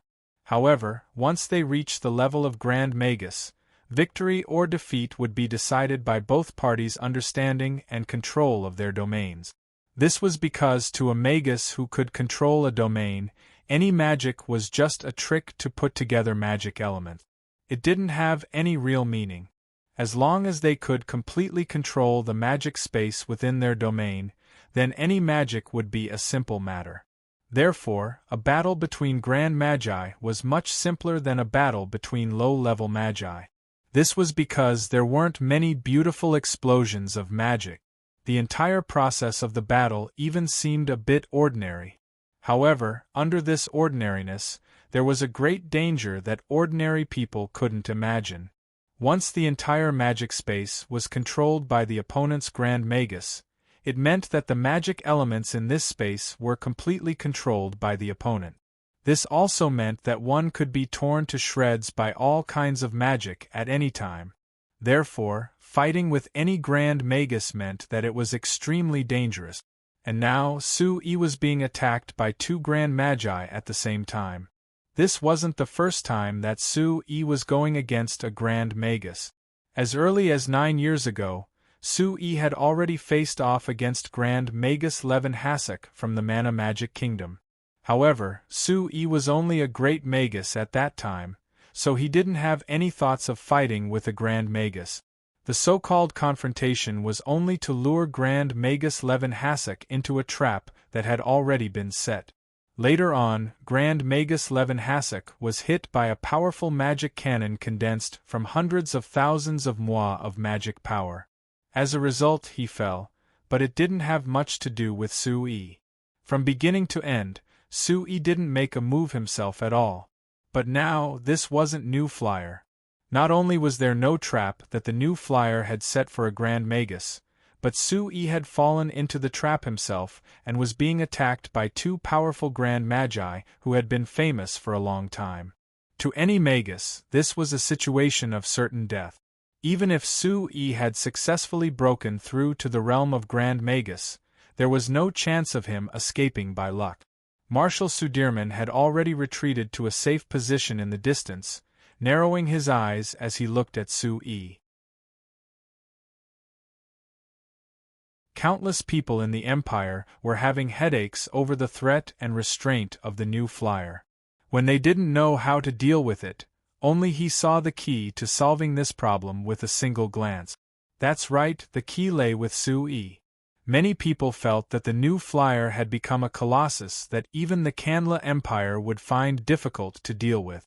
However, Marshal Sudirman knew that Sui, the chairman of the New Flyer who had been appearing less and less in public, was undoubtedly the core of the New Flyer. To the other merchant guilds on the continent, the death of the chairman might affect them, but the consequences weren't serious. At most, they would just have to change the chairman. However, to the New Flyer, Sui wasn't just the chairman, but also the soul and pillar of the New Flyer. Marshal Sudirman was certain that once Sui died, the New Flyer would instantly be leaderless and fragmented. It would no longer be as united as it was now. It would be much easier for the Kanla Empire to deal with such a New Flyer. Therefore, even though the Kanla Empire had made countless preparations in private, the most crucial part of the entire plan still lay here, with Sui. As long as he was killed, it would mean that the entire plan was halfway to success. In order to ensure that Sui was killed, Marshal Sudirman had used his status as the Marshal of the Empire and even asked the Emperor to appear together. Only then did he manage to persuade two incomparably noble Grand Magi to act together. Such treatment had only appeared a few times in the entire history of the Kanla Empire. Just based on this, even if Sui died, he would have no regret. However, Sui didn't want to die at all. Although facing the attacks of two Grand Magi would be a desperate situation for anyone, Sui's expression didn't change. He even had the leisure to use his domain to regain control of the mana space around him, while looking at the expressions of Grand Magi Ophalion and Grand Magi Reduca. The two Grand Magi were naturally expressionless, Sui sighed. He knew that no matter how pleasant the words of these two Grand Magi were, no matter how much pity they had for him, it was all meaningless in the face of the country's interests. Of course, he didn't have the right to criticize others. No matter how lofty his ideals were, he was still the chairman of the New Flyer. Before considering anything, he had to prioritize the interests of the New Flyer. So, how could he die here? Sui slowly raised his right hand and activated all the mana in his body. A black light lit up on the tip of his right index finger and turned into a halo that quickly spread outward. Whether it was the magic elements that had gone berserk because of Grand Magi Ophalion's domain or the magic elements that had solidified because of Grand Magi Reduca's domain, they immediately returned to their normal state after being swept by the black halo. It was as if boiling water had met ice and fish had returned to the sea. The black halo quickly spread several hundred meters with Sui as the center. The domains of the two Grand Magi instantly lost their powerful control over the magic elements in the surrounding mana space under the influence of the halo. The originally strange space returned to normal in the blink of an eye, as if nothing had happened. Grand Magi Ophalion and Grand Magi Reduca looked at Sui in shock, their faces filled with disbelief. Ever since the two of them had become Grand Magi, fewer and fewer people had dared to make a move against them. But in the few battles that they personally fought, as long as they used their domains, as long as the enemy wasn't a Grand Magus of the same rank, they would be completely suppressed by them. They could even crush them at will. Even if the enemy was another Grand Magus of the same rank, the two sides would only be competing in terms of their understanding of the domain and the strength of their magic. The battle would be extremely dangerous, and there wouldn't be any relaxation. But right now, Sui had only raised his hand when facing their simultaneous attacks, and had mysteriously dispelled the effects of their domains. He had almost disintegrated the weapons that they were most proud of. This was truly inconceivable. In their eyes, even if Suyi's talent for magic was shocking and he had an abnormally strong understanding of domains after becoming a Grand Magus, he would at most be able to use his own domain to contend against them. However, Sui had directly dispelled the effects of their domains. This was already beyond their common sense. How did this young brat do it?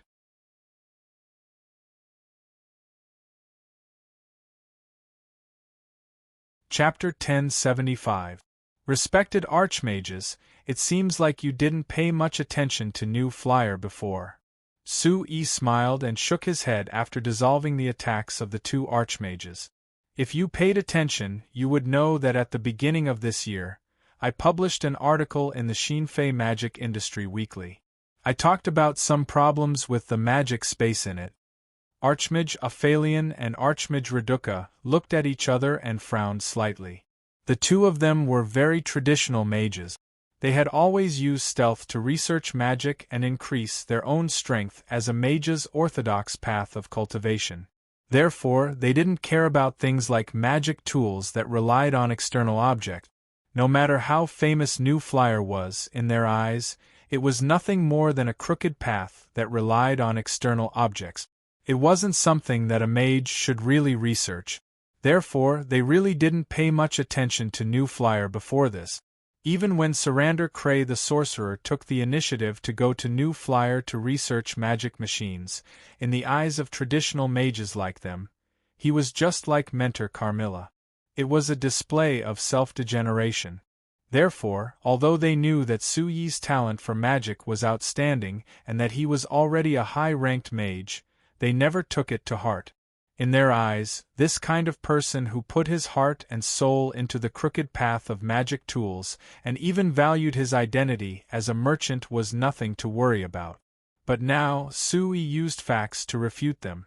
This guy who had only been an archmage for a few years was actually able to directly resist the simultaneous attacks of two archmages. He was even able to negate the effects of their domains so easily. Just based on this point, Sui already had the qualifications to talk to them as equals. Therefore, when Sui said that he had published an article that described the problems of the magic space, it proved that he had his own unique understanding of the magic space. Otherwise, there was no way to explain how he could so easily cancel out the invasion of their domains. In that article, I put forward a point of view, that is, magic spaces tend to maintain consistency at all times. In other words, even if there is an abnormality in the magic space, that magic space will quickly return to normal under the influence of the surrounding magic space. I call this power the stabilizing force of the magic space. Archmage Aphelion nodded lightly. There is no need to doubt this point. The reason why we archmages developed our own domains is to break this rule and use our own power to control the magic space. Chairman Su, since you are an archmage now, you should be very clear on this point. Yes. Sui nodded with a smile. Therefore, in this article, I mentioned that any attempt to forcefully interfere with the magic space's actions will be affected by the powerful stabilizing force of the magic space. Therefore, one must pay a great price. Magus Reduca, Archmage Aphelion had a look of course. Archmage SSSSS isn't the reason why only archmages have the ability to create their own mana spatial domain because low-level mages don't have enough mana, or perhaps their control over mana isn't strong enough. That's right. But this also means that forcefully interfering with the magic space and causing it to enter an abnormal state is much more difficult than returning it to normal. Using the previous situation as an explanation, the two of you used your domains to interfere with the magic space and then attacked me. This is much more difficult than me repeatedly returning the magic space to normal. Sui continued. That's impossible. Archmage Aphelion shook his head with abnormal firmness. Although your point of view isn't wrong, you've forgotten a crucial factor, and that is time. That's right, the magic space will always be infinitely stable. No matter how much we use our domains to interfere, the magic space will still return to normal in the end. As a mortal, it was impossible to keep the mana space in chaos, or in other words, an abnormal state. However, it takes time for the magic space to return to normal. No matter what, it is impossible to do what you just did and make the magic space return to normal so easily. Then you mean to say that my magic is much stronger than the two of you combined? Sui shrugged and shook his head with a smile. Of course, that's impossible. So in reality, what I did just now was only pushing the magic space to return to its normal state. I don't know if this explanation can dispel the doubts in the two Archmages' hearts? That's even more impossible. Archmage Aphelion shook his head again. If you can affect the magic space's stability at will, doesn't that mean that your control over the magic space is far beyond our imagination? If that's really the case, you're not just an Archmage, you should be a Grand Magus. Of course I can't be a Grand Magus. Sui smiled. But I can do this. Your Excellencies, why do you think this is? Archmage Aphelion and Archmage Reduca frowned as they looked at Sui, still not understanding. If you don't understand, then I suggest you take a look at the article I published in the Shinfei Magic Machine Industry Weekly. The article was published in the 3rd issue of the Shinfei Magic Machine Industry Weekly this year. The article was called Magic Space's Interference and Influence on the Stability of Magic Machines. After reading this article, perhaps you'll understand that what I just did isn't that unbelievable. Archmage Aphelion frowned and fell into deep thought. Archmage Reduca shook his head and coldly said, "We can find a chance to read the article in the future, but right now it's more important to get rid of you first. Aphelion, don't be affected by this brat. The most important thing right now isn't magic research, but killing him." Archmage Aphelion was slightly startled and instantly sobered up. He looked at Sui and let out a long sigh. Chairman Su, your magic talent really makes me sigh in admiration. If it wasn't for the current situation, I would be very willing to research the mysteries of magic with you. But now, I can only say sorry. Sui laughed. There's no need to apologize because there's no need to. I say, Your Excellencies Archmages, could it be that after all this time, you still don't understand a fact? What fact? Archmage Aphelion asked in shock. The fact is that you can't kill me at all, right? Sui spread his hands with a relaxed expression. Archmage Aphelion's face sunk. Chairman Su, I admit that your magic talent is shocking, but don't be too arrogant. Even if you have a special understanding of the magic space, do you really think you can escape from me and Reduca working together? I said, this is a fact. Sui smiled and suddenly reached into his chest. He took out a few strange-looking metal parts and casually threw them out. These metal parts flickered with different colored lights and flew in all directions. Feeling the weak magic fluctuations coming from these metal parts, Archmagus Aphelion and Archmagus Reduca were both startled. This Sui, did he really think he could escape from their attacks with these unremarkable little things? In the next instant, the small metal parts flew 10 meters above Sui's head and then shot out a few light green light. Each light connected to another piece of technology. A total of 17 lights connected these metal parts together, forming a strange rhombus polygon in the air. After seeing this polygon form, Su Yi's gaze skipped over the two archmages and landed on Marshal Sudirman, who was watching the battle from a distance. Marshal Sudirman, you just said that before you do anything, you like to control all the factors in your hands to ensure that nothing goes wrong. Then according to reason, before you set up this ambush to kill me, you should have made plans for this ambush to fail, right? His voice clearly entered Marshal Sudirman's ears in the distance, causing him to let out a cold snort. Su-yi, I've already made preparations this time. You have no chance of escaping, so I don't need to think about any plans. Is that so? Then I advise you to think about it carefully from now on. After saying this, Su Yi's gaze once again landed on the two archmages, and he waved his hand at them. Honorable Sir Archmages, if you are interested in researching magic machines or the theory of mana-space structure, you can come and find me at any time. As for now, goodbye. After throwing down these words, Su Yi's figure flashed and he entered the rhombus polygon surrounded by several rays of light. Archmage Ophelion and Archmage Reduca both had a bad premonition in their hearts. The two of them instantly mobilized all the magic in their bodies and threw a bunch of abnormally terrifying small forbidden spells at Su Yi without any hesitation. However, when these spells approached the polygon, it was as if they had touched a boundary. All the magic effects disappeared, and it didn't have any effect on the space inside the polygon. In the next instant, Su Yi inside the polygon disappeared into thin air under the gaze of Archmage Ophelion and Archmage Reduca.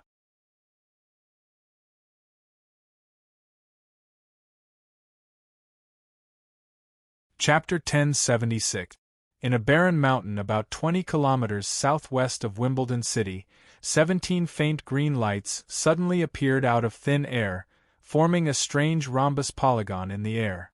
After the light flickered twice, a figure appeared in the polygon and slowly landed on the ground. It was Su Yi. After his feet landed firmly on the ground, Su Yi raised his head and looked towards the north. This place was more than 30 kilometers away from Marshal Sudirman's private manor.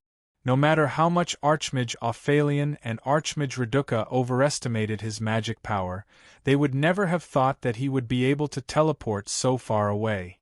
It had to be known that even archmages could only teleport a few kilometers away if they used teleportation magic.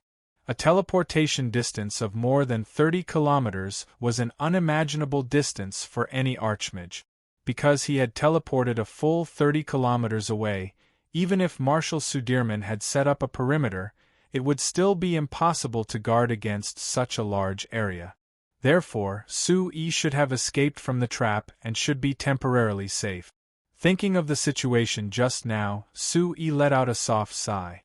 The whole process of the ambush wasn't very long. In total, he had only exchanged a few blows with the two archmages. From an outsider's point of view, other than that violent explosion, there was nothing special about it and no one could tell how intense it was. However, Su Yi was very clear that Archmage Ophelion and Archmage Reduca really wanted to kill him. Every move they made was very dangerous. If he wasn't careful, he might have ended up dead. The reason why he was able to act so calmly was because he was already prepared and could escape from the trap at any time. At his feet there were 17 metal parts that looked the same as the ones he had just thrown out. Before Su Yi appeared here, the 17 metal parts were just randomly scattered on the ground and buried in the soil. There was nothing out of the ordinary about them.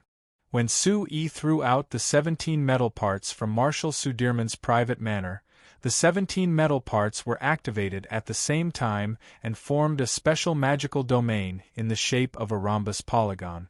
Through the connection of these two special magical domains, Su Yi could ignore the layers of magic barriers and other traps set up inside and outside Marshal Sudirman's private manor and directly teleport to such a faraway place. This magical teleportation device was built on the latest and most advanced magical spatial research theory of the Magic Research Institute of New Flying Chamber of Commerce and the most advanced magical machinery manufacturing technology in the R&D Center. It represented the highest level of magical machinery in New Flyer at the moment. This was the first time that Sue-Yi used this device in a non-experimental state, and it proved that the effect was amazing. Sue-Yi had personally placed a total of 7 of these transport arrays in the wilderness outside Wimbledon City before he came to Wimbledon City. It guaranteed that no matter where he was in Wimbledon City, he would be able to sense any one of them, making it easier to teleport. This arrangement was originally just an experiment that Sue-Yi had done to prove whether this new magical teleportation device was as useful in practice as it was in experiments. Although Sue-Yi had also thought about how to prevent danger, those were just trivial things that Sue-Yi did not pay much attention to. However, he did not expect that this half-unintentional action would allow him to successfully escape from an extremely dangerous ambush. Although Sue-Yi was confident that he could escape from the joint attack of Archmage Auphalion and Mage Reduca, this magical teleportation device had undoubtedly saved him a lot of effort. Furthermore, Archmage Auphalion and Mage Reduca had been famous for a long time, and there was no telling what kind of special spells they would use. If something went wrong and Sue-Yi died in their hands, it would be a disaster for New Flyer. Thinking of this, Sue-Yi took out a magical communicator and inserted a trace of mana into it. After a while, the magical communicator lit up with a dark red light, which was much brighter than the red light of a normal magical communicator when it was disconnected. This was a function that belonged to Sue-Yi's magical communicator, and it was specially designed for him to give orders as the president. Under normal circumstances, as long as Sue-Yi activated this function within the coverage of Shinfei's magical communicator, he would immediately be recognized as the president, and he would be able to give orders at any time. However, this time, after the red light flashed for a while, the magical communicator still did not show any signs of being connected, let alone a voice coming from the other side. As time gradually passed, Sue-Yi's heart sank bit by bit. It seemed that Marshal Sudirman's words were true. Although the ambush in Marshal Sudirman's private manor to kill Sue-Yi was the most important point, it was not the entire plan. It was clear that when the Kandla Empire tried to directly kill Sue-Yi, it meant that the Kandla Empire had declared war on New Flyer. Then, while dealing with Sue-Yi, it was reasonable for them to make a move on the other parts of New Flyer. Now, the various branches, shops, factories, and other places of the Shinfei Chamber of Commerce in Wimbledon City had probably already fallen into the hands of the Kandla Empire. Sue-Yi patiently waited for another 5 minutes. After confirming that there was still no signal, he no longer hesitated and cut off the magical communicator's call request. At the same time, he released a trace of magic to envelop himself, forming a special magical domain. Archmage Auphalion's domain would cause the magic elements in the magical space to become abnormally violent, while Archmage Reduca's domain would cause all the magic elements to freeze, and at the same time, only he could control them. After Sue-Yi became an Archmage, the domain he controlled was different from these two Archmages. When he opened his domain, the magical space around him suddenly seemed to be stripped away from the surrounding magical space. Once the magic elements outside of this area approached this area, they would automatically avoid it, but it did not affect their normal flow. Thus, if one did not rely on their naked eyes to observe, they would discover that there was nothing strange about the magical space. As for Sue-Yi, it was as if he had directly disappeared from this magical space. And if one wanted to rely on their naked eyes to find Sue-Yi, that was even more impossible.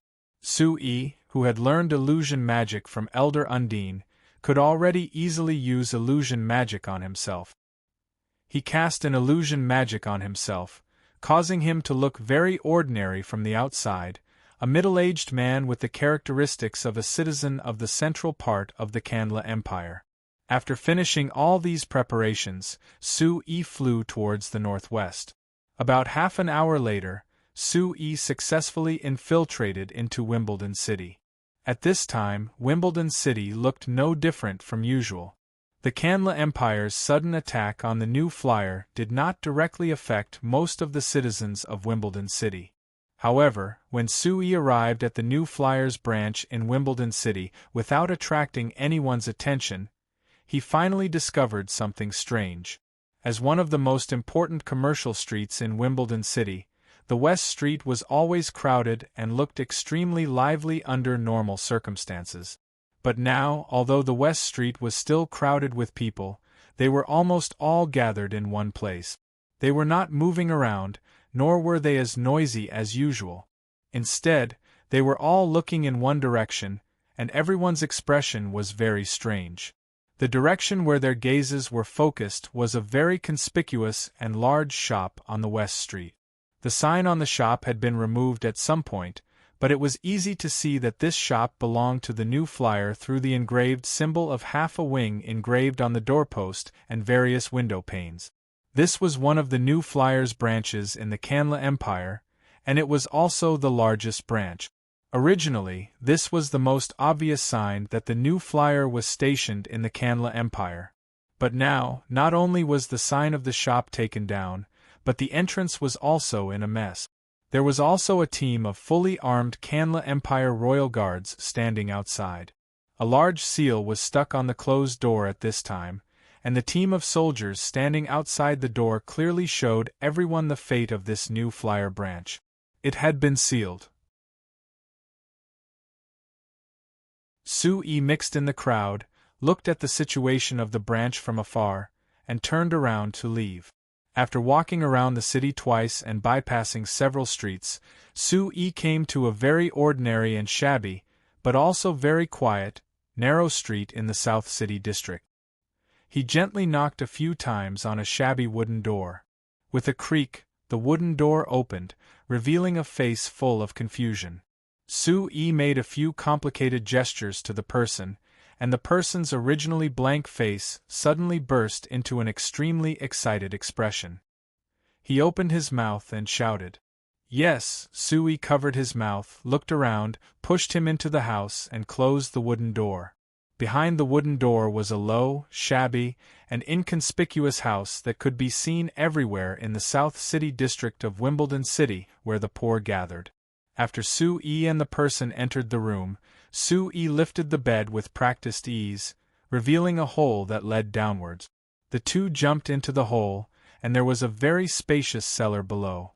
As soon as they landed, the person fell to his knees in front of Su-yi and cried bitterly. "Sir Chairman, it's over. It's over. All of our businesses in Wimbledon City are now gone."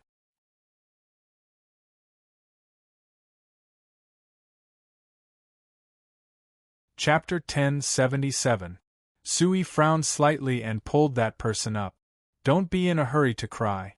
Tell me what the situation is right now." That person rubbed his eyes a few times, and it took him a while to regain his composure. He choked with sobs as he replied, Sir Chairman, you just left this morning, and the Kanla Empire. Those people from the Empire came. They didn't say anything when they came, but they said they wanted to seize all the businesses under our company's name. Of course, the company's people didn't agree and fought with them, but they brought so many soldiers, and our brothers couldn't stop them at all. Then they were all seized. Su-yi's expression was still calm. All the stores under our company's name? How are the employees in the stores? Did anyone get hurt? Some of our brothers resisted and were injured by the soldiers, but no one should have died. It's good that no one died. Su-yi nodded, his expression much more relaxed. It looks like those people from the Kanla Empire aren't stupid. They know that even if they take these things from our company, they won't be able to play with them. They still need our company's employees. That person looked at Su-yi anxiously. Sir Chairman, what do we do now? Su-yi muttered to himself for a moment and then shook his head. Before we understand the Kanla Empire's goal and reason for this operation, we don't have much to do. Your current task is to do your best to contact our company's employees who were lucky enough to escape, and try to gather them together. After this, I will think of a way to send you all back to the Principality of Constantine. But Sir Chairman, I think, right now, our brothers in the Kanla Empire. I'm afraid they've all been captured. Su-yi revealed a smile. He thought that they were just caught and he almost died just now. Of course, there was no need to tell this to the new flyer's secret intelligence and liaison. Su-yi gave him a few more orders, telling him that he was only in charge of secretly contacting the Frestec Chamber of Commerce employees that he could contact, but he had to ensure his own safety first. As for the other work, he could put it aside for now. Seeing that Su-yi was about to turn to leave, that person suddenly grabbed him. Sir Chairman, can't you think of a way to save our brothers? Seeing that person's pleading eyes, Su-yi sighed softly. Although the new flyer and the Kanla Empire had always had a cooperative relationship, it was only on the commercial level. Although the new flyer's guards in the Kanla Empire, it was impossible for them to send their own guards here. Therefore, the new flyer's military strength to the Kanla Empire's military's forces to begin with. He was to the clan empires. He to his to the end. He Kanla against the Kanlas lot tt he to the Kanlas to speak. It wouldn't be a problem for him to safely return to the Principality of Constantine, but it would be beyond his ability to rescue the other captured employees of the Chamber of Commerce. That person read the answer from Su-yi's expression and let go of Su-yi's arm in disappointment. I'm sorry, Sir Chairman, I was thinking too much. Compared to the brothers of the Chamber of Commerce, you're much more important. I know that as long as you're alive, those fellows from the Kanla Empire won't do anything to the brothers of the Chamber of Commerce. But once you're gone. Su-yi sighed softly and patted him on the shoulder before leaving the cellar. Just as he walked out of the back door, that person's shouts came from behind him. Su-yi frowned and turned to look at him in confusion, only to see that person jogging over with a trace of excitement on his face. Yes, that person shouted and suddenly came to his senses. He hurriedly lowered his voice and moved closer to Su-yi's side. Sir Chairman, I suddenly remembered that I know someone in the City Defense Army. Through his connections, I might be able to find out where those brothers are being held. Oh? That's good. If we can find out the current situation of those employees, and even know how the Kanla Empire will deal with them, then it'll be much more beneficial for our next operation. Then I'll go find that person. Sir Chairman, do you want to wait here for my news? I can also find out about the current situation of Wimbledon City's defenses and help you get out of the city.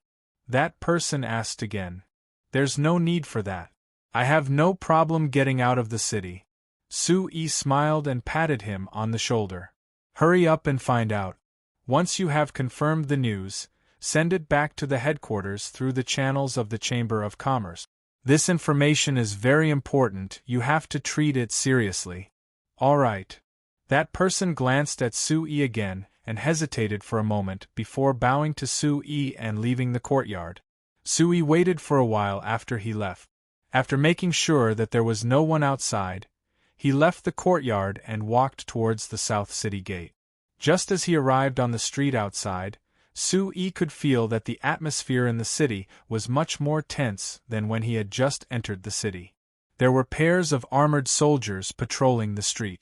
Looking around, almost every pedestrian on the street would be stopped and questioned in detail. Such strict interrogations were extremely rare in this city, the capital of the Kanla Empire. Su-yi only took a glance and knew that if he continued to walk forward, he would definitely not be able to avoid the interrogations of those soldiers. Although his illusion spell combined with a special magical domain could make it impossible for ordinary people to see through, if he met a mage who was sensitive to the flow of magical elements, it would be easy for him to discover the problem if he got closer. Sui thought for a moment and decided not to take the risk. He turned and walked into another hidden street. He had originally planned to walk out of the city gate the way he had come, but it was obviously impossible now. Thus, he could only use a more direct method, and that was to teleport out. After finding a street corner, Sui took out a few special metal parts and threw them into the air. A moment later, an identical diamond-shaped polygon made of light green light appeared in the air. Sui was just about to fly in and activate the teleportation spell formation, but he was shocked to find that this diamond-shaped polygon did not emit the special light that indicated that it was connected to another teleportation spell formation. What's going on? Sui was puzzled as he corrected the technical parameters of the metal parts and got it to search for other related teleportation spell formations outside the city, but he still found nothing. He changed the parameters again and again, but there was no result. In the end, Sui could only admit helplessly that this teleportation spell formation was probably unusable. More importantly, he still could not figure out the reason why it was unusable.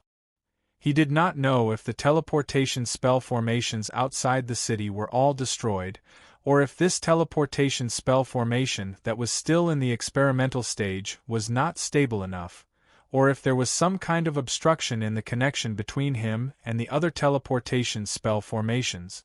In any case, this method that Sui thought was the safest and most appropriate method was unusable. But of course, this was not a problem for Sui, who was a magister.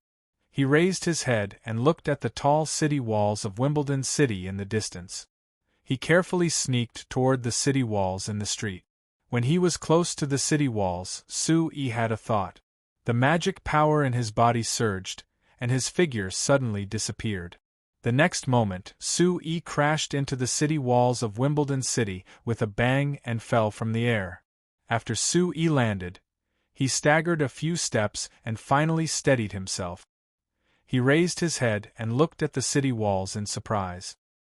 He had planned to use the teleportation spell formation to leave Wimbledon City, but he did not expect to meet a wall in the magic space that stopped him halfway. When he returned to the real world, he found that the wall in front of him was actually the city walls of Wimbledon City. Sui was puzzled. This was obviously just an ordinary city wall made of brick.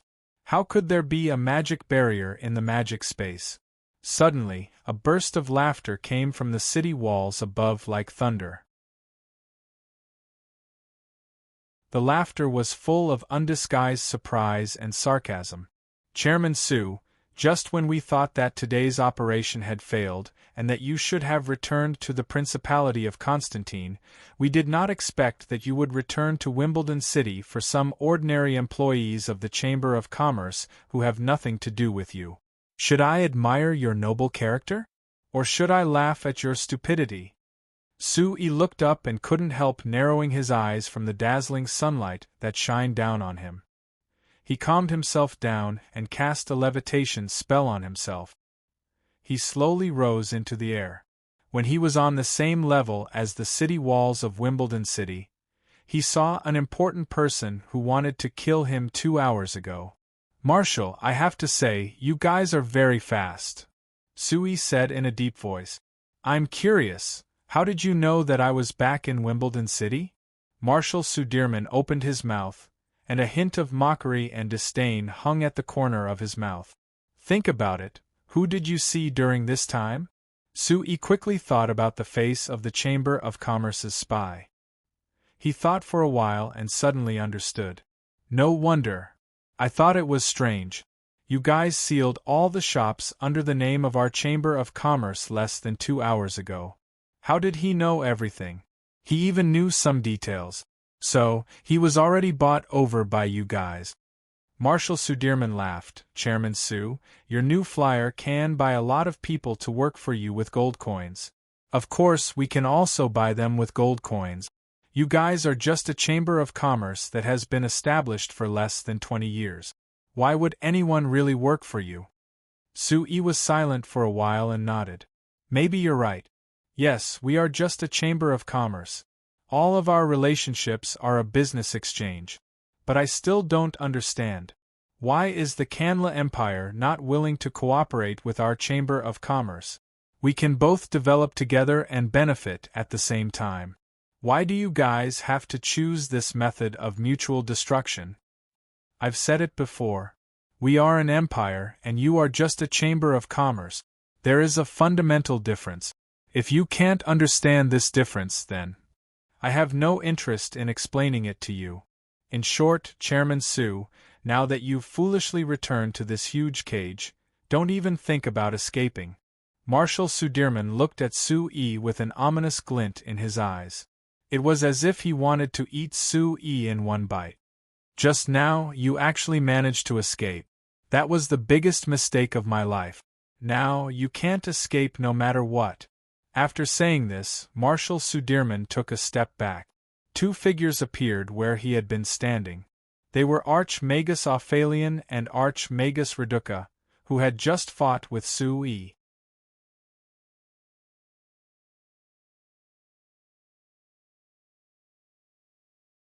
Chapter 1078. Chairman Su, we meet again. Archmagus Ophalion looked at Su-Yi with a much more serious expression compared to when he was in Marshal Sudirman's manner. Earlier, he and Archmagus Reduca had made a move together, yet Su-Yi had still managed to escape under their noses. This was equivalent to slapping their faces. If it was said that he had looked down on Su-Yi before, even if he knew that Su-Yi had already become an Archmagus, he still felt that Su-Yi's strength was only SOSO. But now, he was paying more attention to Su-Yi. This guy's magic talent was very shocking and he could make some very strange things. He also had his own special understanding of magic spaces and domains. He definitely wasn't easy to deal with. If he hadn't been so stupid as to walk right into the trap, it would have been wishful thinking to get another chance to kill him. Su-Yi gave a bitter laugh and shook his head. He pointed at the city wall under their feet and asked, Sir Ophalion, before we make a move, can you answer a question of mine first? Archmagus Ophalion laughed. Chairman Su, don't think about stalling for time to do anything. Since you've already entered this city, don't even think about escaping. Su-Yi shrugged. It's fine if you don't want to answer, I'll find the answer myself. After throwing down these words, Su-Yi's body suddenly surged out and his body shot up like a cannonball. Archmagus Ophalion and Archmagus Reduca had planned to make a move when Su-Yi moved, but when they saw the direction Su-Yi was moving in, they both stopped at the same time. Their faces were calm and Archmagus Ophalion even had a mocking smile on his face. Seeing that Su-Yi was about to rush into the sky, he seemed to have crashed into something and his high-speed flying body suddenly stopped. In the air above his head, there was a strange pattern flickering with light. It was densely packed together like a spider web blocking Su-Yi's path. Su-Yi's floating body violently swayed twice before stabilizing with great difficulty. He then felt a sweet taste in his throat and opened his mouth, spitting out a mouthful of blood. When he was flying at this height, he suddenly felt that the magic space above him had become very strange. When he crashed into it before he could react, there was an abnormally fierce and strong magic element fluctuation in that space. Its power wasn't inferior to a forbidden spell. Of course, with Su-Yi's current strength as an Archmagus, he wouldn't be in much danger even if he faced a forbidden spell head-on. However, this extremely powerful magic element fluctuation was very strange. It even directly affected his own magic fluctuations.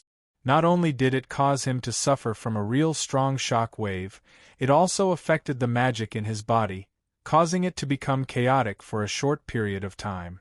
For any mage, having the magic in their body in chaos was a very scary thing. If it was light, it would cause internal injuries.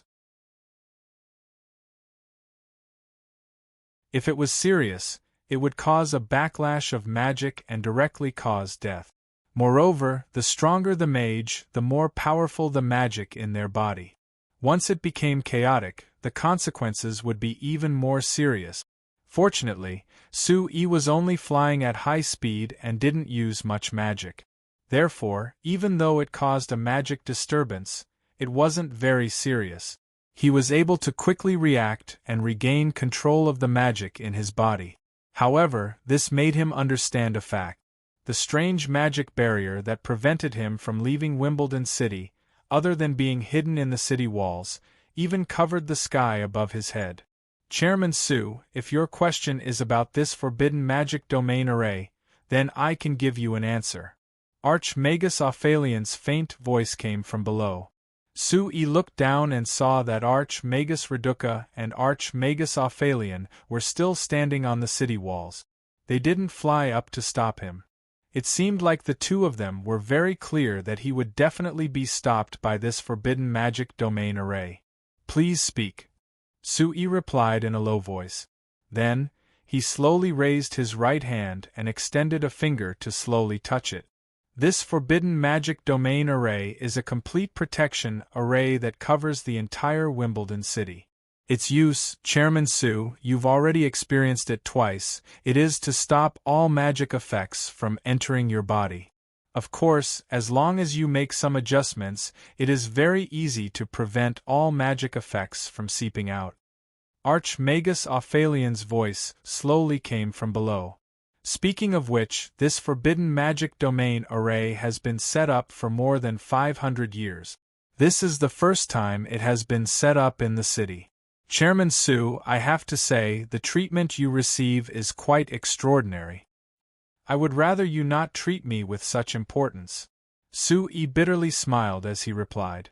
At this moment, his right index finger had already touched the shapeless magic barrier that had stopped him just now. Through the extremely weak magic gathered on his finger, Su-Yi could clearly feel the terrifying danger hidden within the magic barrier. He was certain that if he dared to force his way in, he wouldn't have a good ending. Moreover, from the small area that he had scouted, the power of this enormous magic array that covered the entire Wimbledon City was hard to imagine. Unless he could directly destroy the core of this magic array, he definitely wouldn't be able to break through this barrier. Chairman Su, I advise you to give up. This forbidden magic domain array isn't something that the simple temporary magic barrier we set up at the Marshal's place can compare to.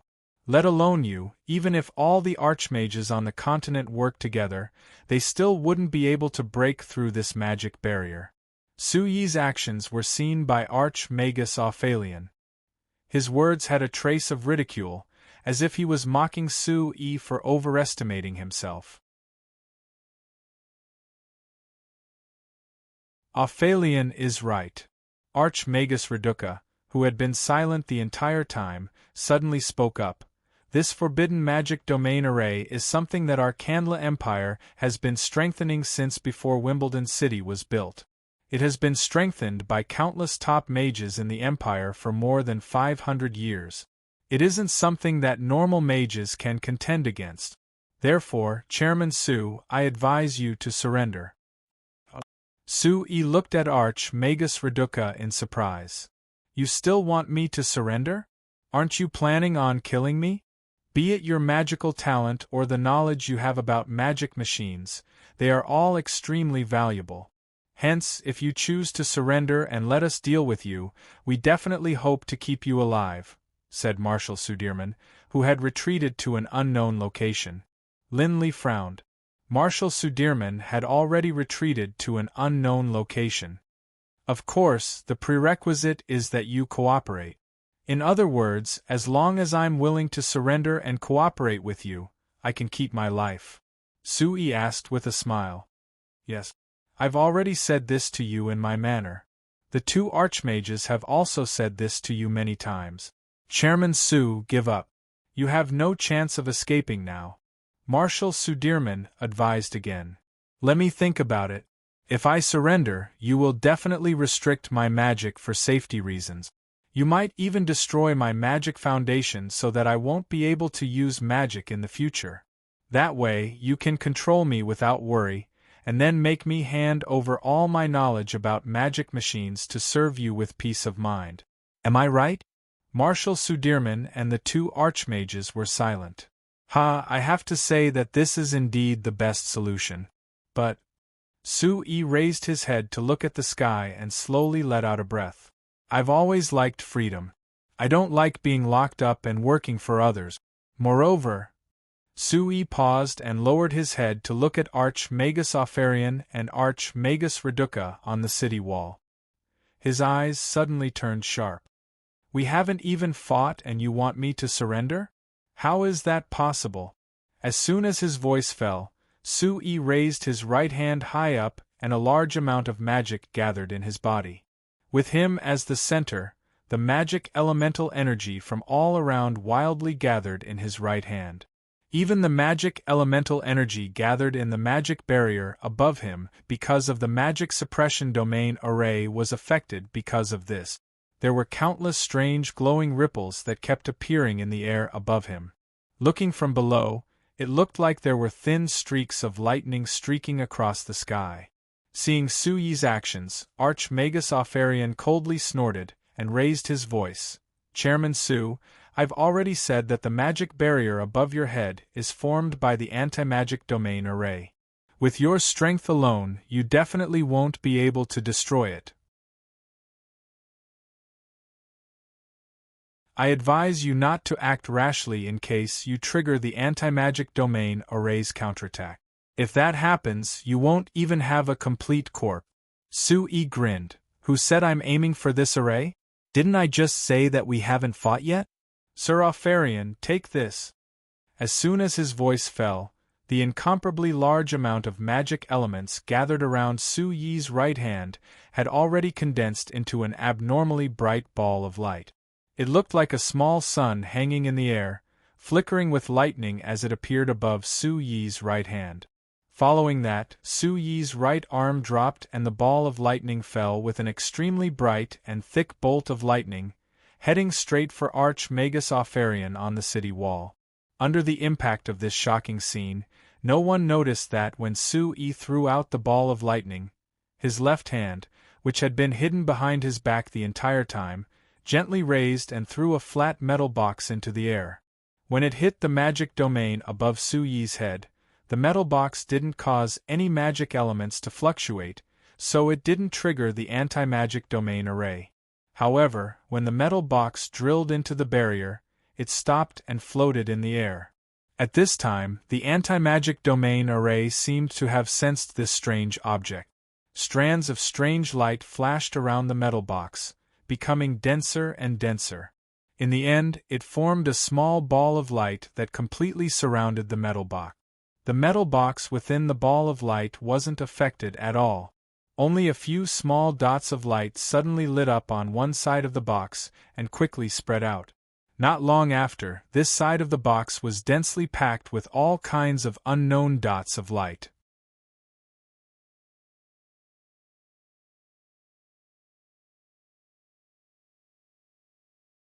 Chapter 1079. The ball of light descended like a bolt of lightning, instantly approaching the top of the city wall. Archmagus Offarian and Archmagus Reduca both had a look of surprise on their faces. When they were in Marshal Sudirman's manor, although they had fought with Su-Yi, they had only fought with domains from beginning to end.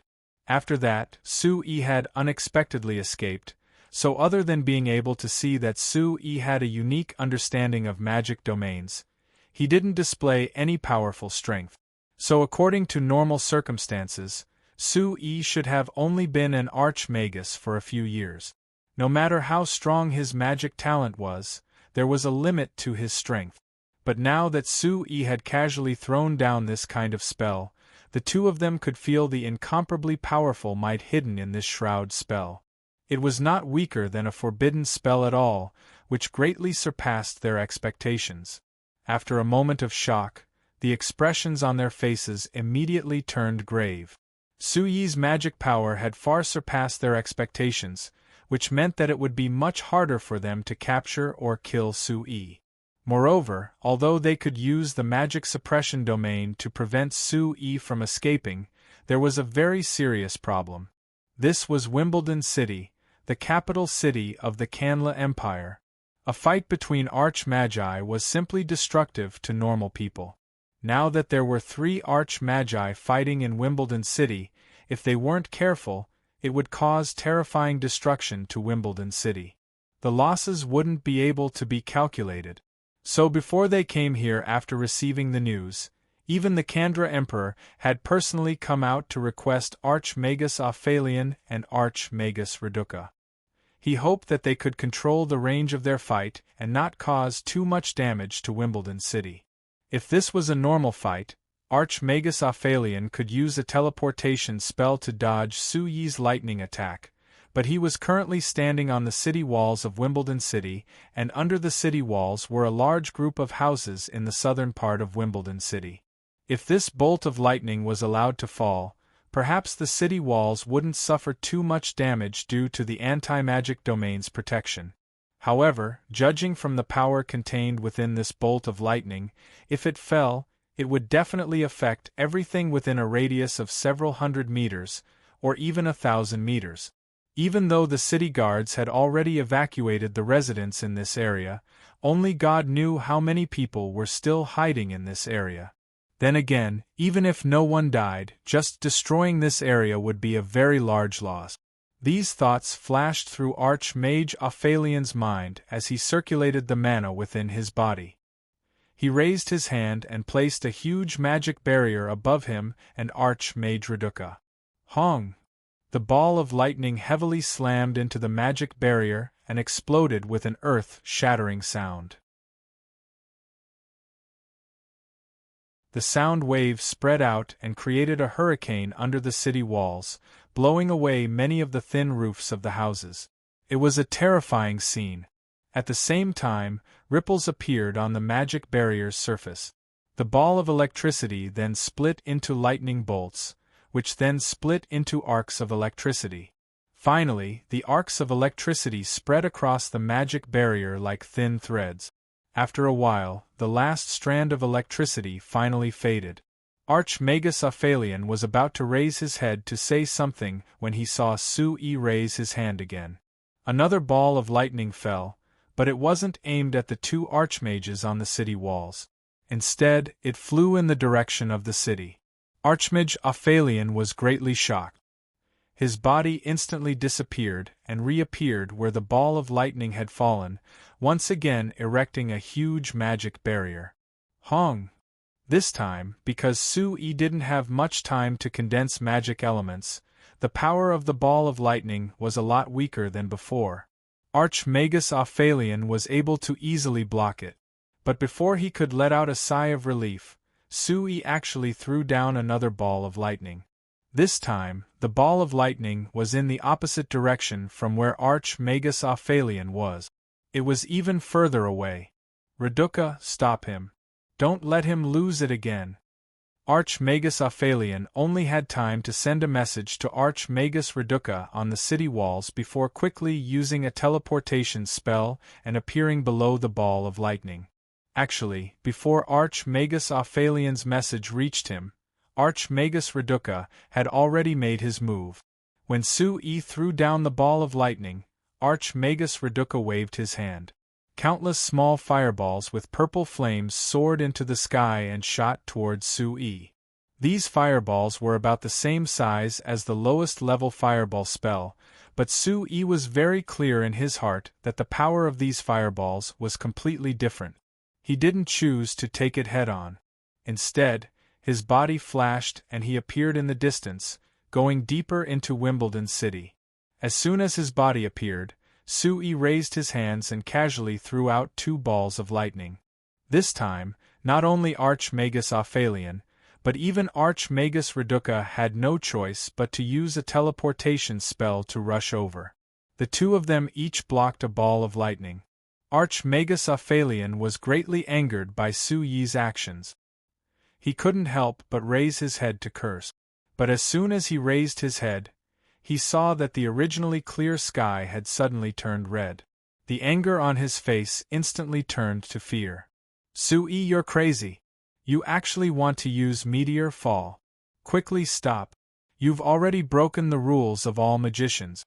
You will become the mortal enemy of all magicians on the continent. Archmagus Reduca also had a face of fear. However, his personality had always been silent, so he wasn't able to curse like Aphelion. He could only point at Sui and angrily shout, Sui, you? Despicable! Despicable? Sui let out a cold laugh in the air. Your Candla Empire unilaterally broke the agreement and sealed up our new flyer for no reason. Even the Empire's marshal and 2 respected Arch-Magi set a trap to ambush me. Compared, who is more despicable? Archmagus Reduca was speechless. Indeed, what they did today couldn't be considered honorable at all. Moreover, the 2 Arch-Magi had teamed up with Aphelion to ambush Sui. If this spread out, it would be an extremely despicable matter. If it wasn't for Marshal Sudirman personally explaining the importance of this matter to the Candla Empire, he definitely wouldn't have participated in this operation. On the other side, Archmagus Aphelion didn't think that much. Hearing Sui's rebuttal, he coldly snorted and angrily said while pointing at Sui, Sui, you actually dared to use this kind of forbidden spell in Wimbledon City. Don't even think about living. Sui let out an unrelenting sneer. I say, Sir Aphelion, you've already said this countless times. Can you say it after you have the confidence to kill me? Archmagus Aphelion flew into a rage, but he had no words to refute. At least until now, what Sui said wasn't wrong. He and Archmagus Reduca teamed up, but they were always in a passive position when facing Sui. Even if there were various reasons for this, the fact was that they still couldn't do anything to Sui. Sui's hands didn't stop moving as he spoke. The red clouds in the sky were getting bigger and bigger, and the color was getting brighter. This meant that the forbidden spell with the largest area of effect, Meteor Fall, was getting closer and closer to completion. Archmagus Aphelion and Archmagus Reduca no longer cared about scolding Sui. The 2 of them attacked with all their strength at the same time, directly using their domains to invade. As long as they changed the magic space around Sui and made it so that he couldn't draw magic elements from the surrounding space, then they wouldn't be able to continue casting this forbidden spell. However, just as their domains were about to invade Sui's vicinity, Sui suddenly smiled at the 2 of them. He withdrew his right hand and the red clouds in the sky instantly receded. The red sky instantly became clear again. The magic in Sui's body circulated once again and his magic domain was instantly activated. It was just like when the 3 of them were in Marshal Sudirman's private manor. Archmagus Aphelion and Archmagus Reduca's domains couldn't affect Sui at all. Of course, Sui also didn't have the ability to invade their domains, so the 3 of them were in a deadlock. Archmagus Aphelion coldly snorted, Sui, this time you won't have the chance to escape like before. Obediently accept your death. Sui raised his eyebrows. Didn't you say that as long as I surrender, you'll save my life? That was just now. But from the moment you decided to use Meteor Fall, this choice no longer exists. Archmagus Aphelion said with a calm face. So it's like this. Then I understand. Sui nodded and didn't say anything else. Archmagus Aphelion and Archmagus Reduca thought that he was going to make some shocking move and quickly strengthened their control over their magic domains, doing their best to suppress Sui. However, Sui only floated in the air and slightly raised his head to look at the sky. It was unknown what he was thinking, but he didn't do anything else. Archmagus Aphelion and Archmagus Reduca looked at each other in confusion. What was Sui planning? However, since Sui didn't make any moves, the 2 of them didn't plan on making any special move. In reality, the more powerful a mage was, the more boring a fight would be to outsiders. At the level of an archmagus, the fights between them were even more boring.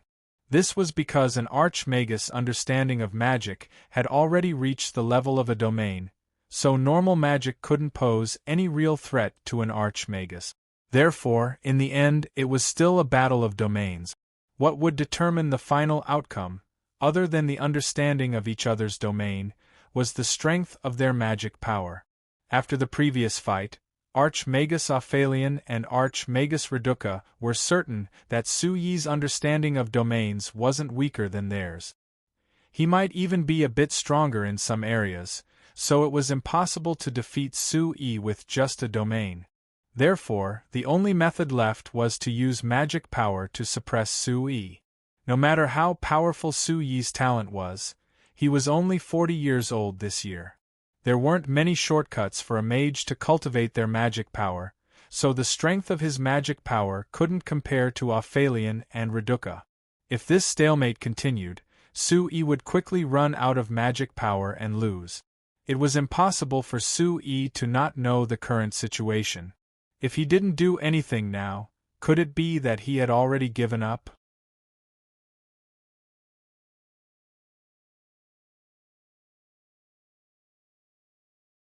Chapter 1080. Time passed bit by bit. Archmagus Aphelion and Archmagus Reduca could clearly feel Su Yi's domain power gradually diminishing. Their grim expressions gradually turned into smiles. According to this trend, it wouldn't be long before all of Su Yi's magic power was used up by them. Not to mention resisting, he wouldn't even have enough magic power to escape. However, Su Yi had been obediently waiting in the air since the beginning and hadn't made any other movements. This made the two of them feel very strange. Even if Su Yi knew that he wasn't a match for the two of them, shouldn't he at least resist?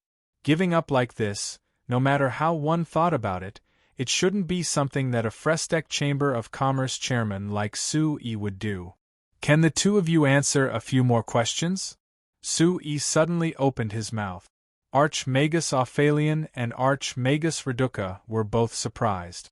They looked at each other and thought for a bit before Archmagus Aphelion said in a muffled voice, "What else do you want to ask?"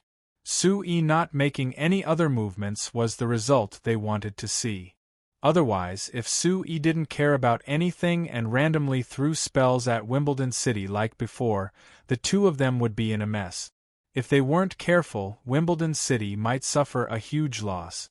Now that Su Yi was obediently not doing anything, they were naturally happy to chat with Su Yi and stall for time. From what Marshal Sudirman said just now, I can infer that the Kandla Empire's goal is to kill me and throw our new flyer into chaos. Then you can take the opportunity to swallow our new flyer. But I'm very curious, where did you get the confidence to swallow our new flyer? This is a matter for His Majesty and Marshal Sudirman to consider. It has nothing to do with us. Archmagus Aphelion shook his head and replied in a deep voice. Is that so? Oh, that's right. The two of you are honorable magisters. You only need to act when necessary. Of course, you don't need to get involved in these trivial matters. Su Yi smiled and nodded. Then, Archmage Opharion, let's discuss this from the perspective of magic.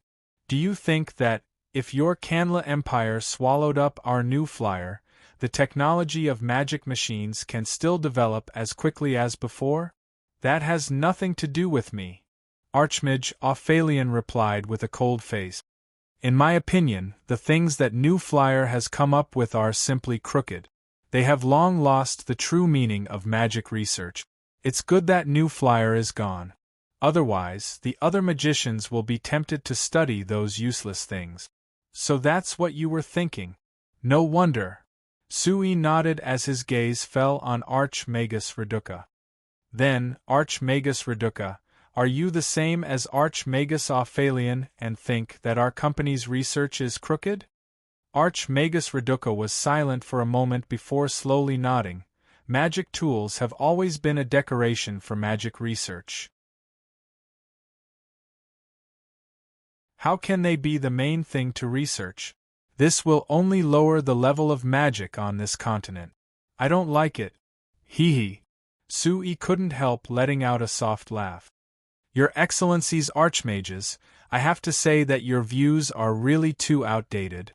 Could it be that in your eyes, the so-called magic is to reflect who can grasp more powerful magic, and who is better at fighting or killing? No, we only care more about the nature of magic. We don't like to waste time and energy on useless things like magic machines. Archmagus Ophelion said in a deep voice. Archmagus Reduca, you also think this way? Seeing Archmagus Reduca nod in agreement, Sui gently nodded and said with a smile, "All right, I understand. In the end, the two of you are magicians that pay attention to theoretical research. As for me, I am more inclined towards practical magic research. The tradition of signs is to pay more attention to theoretical research. It isn't strange for the two of you to have this view. After all, even Mentor Carmilla was like this before. But, do you really think that the theories you are researching are correct?"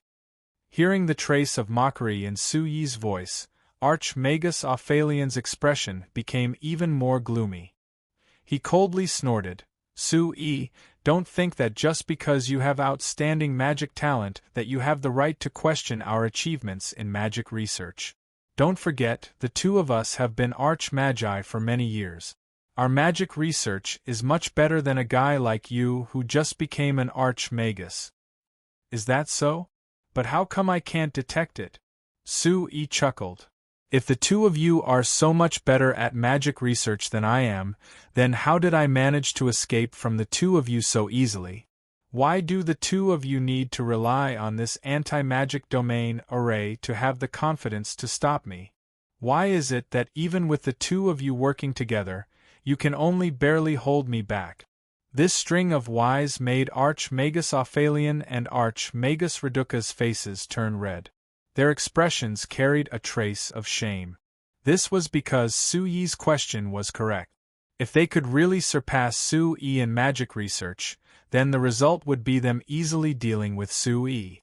They wouldn't be like now, where they could only use the magic behind Sui to use the most violent method to suppress Sui. When the two of you and many other magicians see me, I will praise my magic talent. Sui continued. I won't deny this point. My talent is indeed not bad. But if you say that there is something that is so outstanding that no one can compare to me, then I won't admit it. Because this view of yours is completely ignoring my own hard work and the more important point. That is the deeper understanding of magic theory that I have gained through studying magic machines. Archmagus Ophelion knit his brows again. What are you trying to say? What I want to say is that studying magic machines is not the same as studying magic tools in your traditional understanding. In reality, because of the high requirements of magic machines, studying magic machines is a very demanding subject. It requires a very detailed understanding of magic theory from a magician. In my opinion, the understanding of magic gained through studying the magical theories related to magic machines is much better than studying magic alone. You want to say that your current magic power is all from studying magic machines? What a joke! Archmagus Ophelion reprimanded without any trace of politeness. Of course it isn't all from studying magic machines, but it is one of the most important factors. Sui paused before continuing. I know that the two of you won't agree with this, so I'll give you an example. How do you think? How did I easily escape from your domains? That isn't a coincidence. Archmagus Ophelion and Archmagus Reduca's faces sunk. Sui had been able to easily escape when the two of them worked together. This was simply a shame for them. Yet Sui kept mentioning it, which was simply slapping their faces. Let me show you something. Sui reached into his chest and took out a small metal component, throwing it at the two archmages. The two archmages looked at each other and controlled their domains at the same time with tacit understanding. They opened up a path and sent the metal component over. This thing is the key to my easy escape just now. If you can study it thoroughly, I believe it will improve your understanding of the manaspace. Su Yi's tone was like a teacher teaching his students. However, Archmagus Ophelion and Archmagus Reduca both knew that Su Yi's label just now showed that his understanding of magic space surpassed theirs. This made them very confused. Now that Su Yi had actually given them the key to this problem, that little bit of disrespect was a small problem. That's right, I'm afraid it will be a bit difficult for the two of you to study it with just this thing. I suggest that you look for the 763rd issue of the Frestec Magic Machine Industry Weekly from October of last year to the 786th issue from 2 months ago. There are all the papers I've published on the magic space. After reading it, I believe you will have a new understanding of it. Su Yi continued. Archmagus Ophelion was silent for a moment before putting the small metal component into his chest. He then looked at Su Yi. Have you finished your funeral matters? Is there anything else you want to say? Funeral matters. Su Yi blinked and smiled. Sir Ophelion, I'm afraid you've misunderstood. I just feel that it will be very difficult for us to have a chance to calmly talk face to face like this. If I don't take this opportunity to pass on a new scientific magic theory to you, I'm afraid there won't be another chance. As for the funeral matters, Su Yi shrugged and raised his head to look at the sky. He reached out his right hand and a colorful ball of light suddenly rushed down from the sky. It landed in his hand and turned into a flat metal box. This was the metal box that Su Yi had thrown into the magic barrier formed by the anti-magic domain array. Now that it had been in the magic barrier for a while, it had returned to Su Yi's hand. There were countless different colored dots of light forming a complicated pattern on it. Su Yi lowered his head to observe it. He then clenched his fist and sent a trace of magic power into it. The surface of the metal box was stimulated by the trace of magic power, and the different patterns formed by the dots of light quickly flashed across the surface of the metal box. In the distance, Archmage Ophelion and Archmage Reduca frowned as they looked at Su Yi's actions. They suddenly had a bad premonition in their hearts. Previously, in Marshal Sudirman's private manor, Su Yi had suddenly taken out a few strange metal parts and then ran away under their noses. Now, he had taken out a strange metal box. Could it be thinking of this? Archmage Ophelion and Archmage Reduca urged their magic power at the same time and strengthened their magic domain invasion on Su Yi. However, this didn't have much of an effect. Su Yi only strengthened his magic power, and still easily resisted this attack. After a while, the light on the metal box in Su Yi's hand suddenly disappeared. He put the metal box away and raised his head. The two of you, I've finished speaking. Whether you want to listen or not, I don't care. As for killing me, I'm sorry, that's impossible. So, I have to say goodbye again. After saying this, Su Yi's body suddenly rose rapidly. Archmage Ophelion and Archmage Reduca looked at Su Yi in shock. There was an invisible magic barrier above his head. He had already suffered a loss when he crashed into it. Now, he actually wanted to fly up. Was he looking for death? However, under their gazes, traces of strange light suddenly appeared around Su Yi's body. Then, as if he hadn't touched the magic barrier, he flew up into the air without any hindrance. The next moment, his body flashed and disappeared above Wimbledon City. The astonishment on Archmage Ophelion and Archmage Reduca's faces instantly turned into shock. They immediately reacted and flew up into the sky together. However, just as they flew halfway, two balls of strange light exploded in the air. The two of them seemed to have hit a wall and were forcefully bounced back. The two of them managed to stabilize their bodies in the air with great difficulty. They looked at the magic barrier above their heads that was gradually fading away. Their eyes were full of doubt. The anti-magic domain array clearly didn't lose its effect. How could Su Yi pass through it? You're tuning in to the Phoenix Knights YouTube channel. Don't forget to subscribe and join us on this journey to catch the most captivating stories.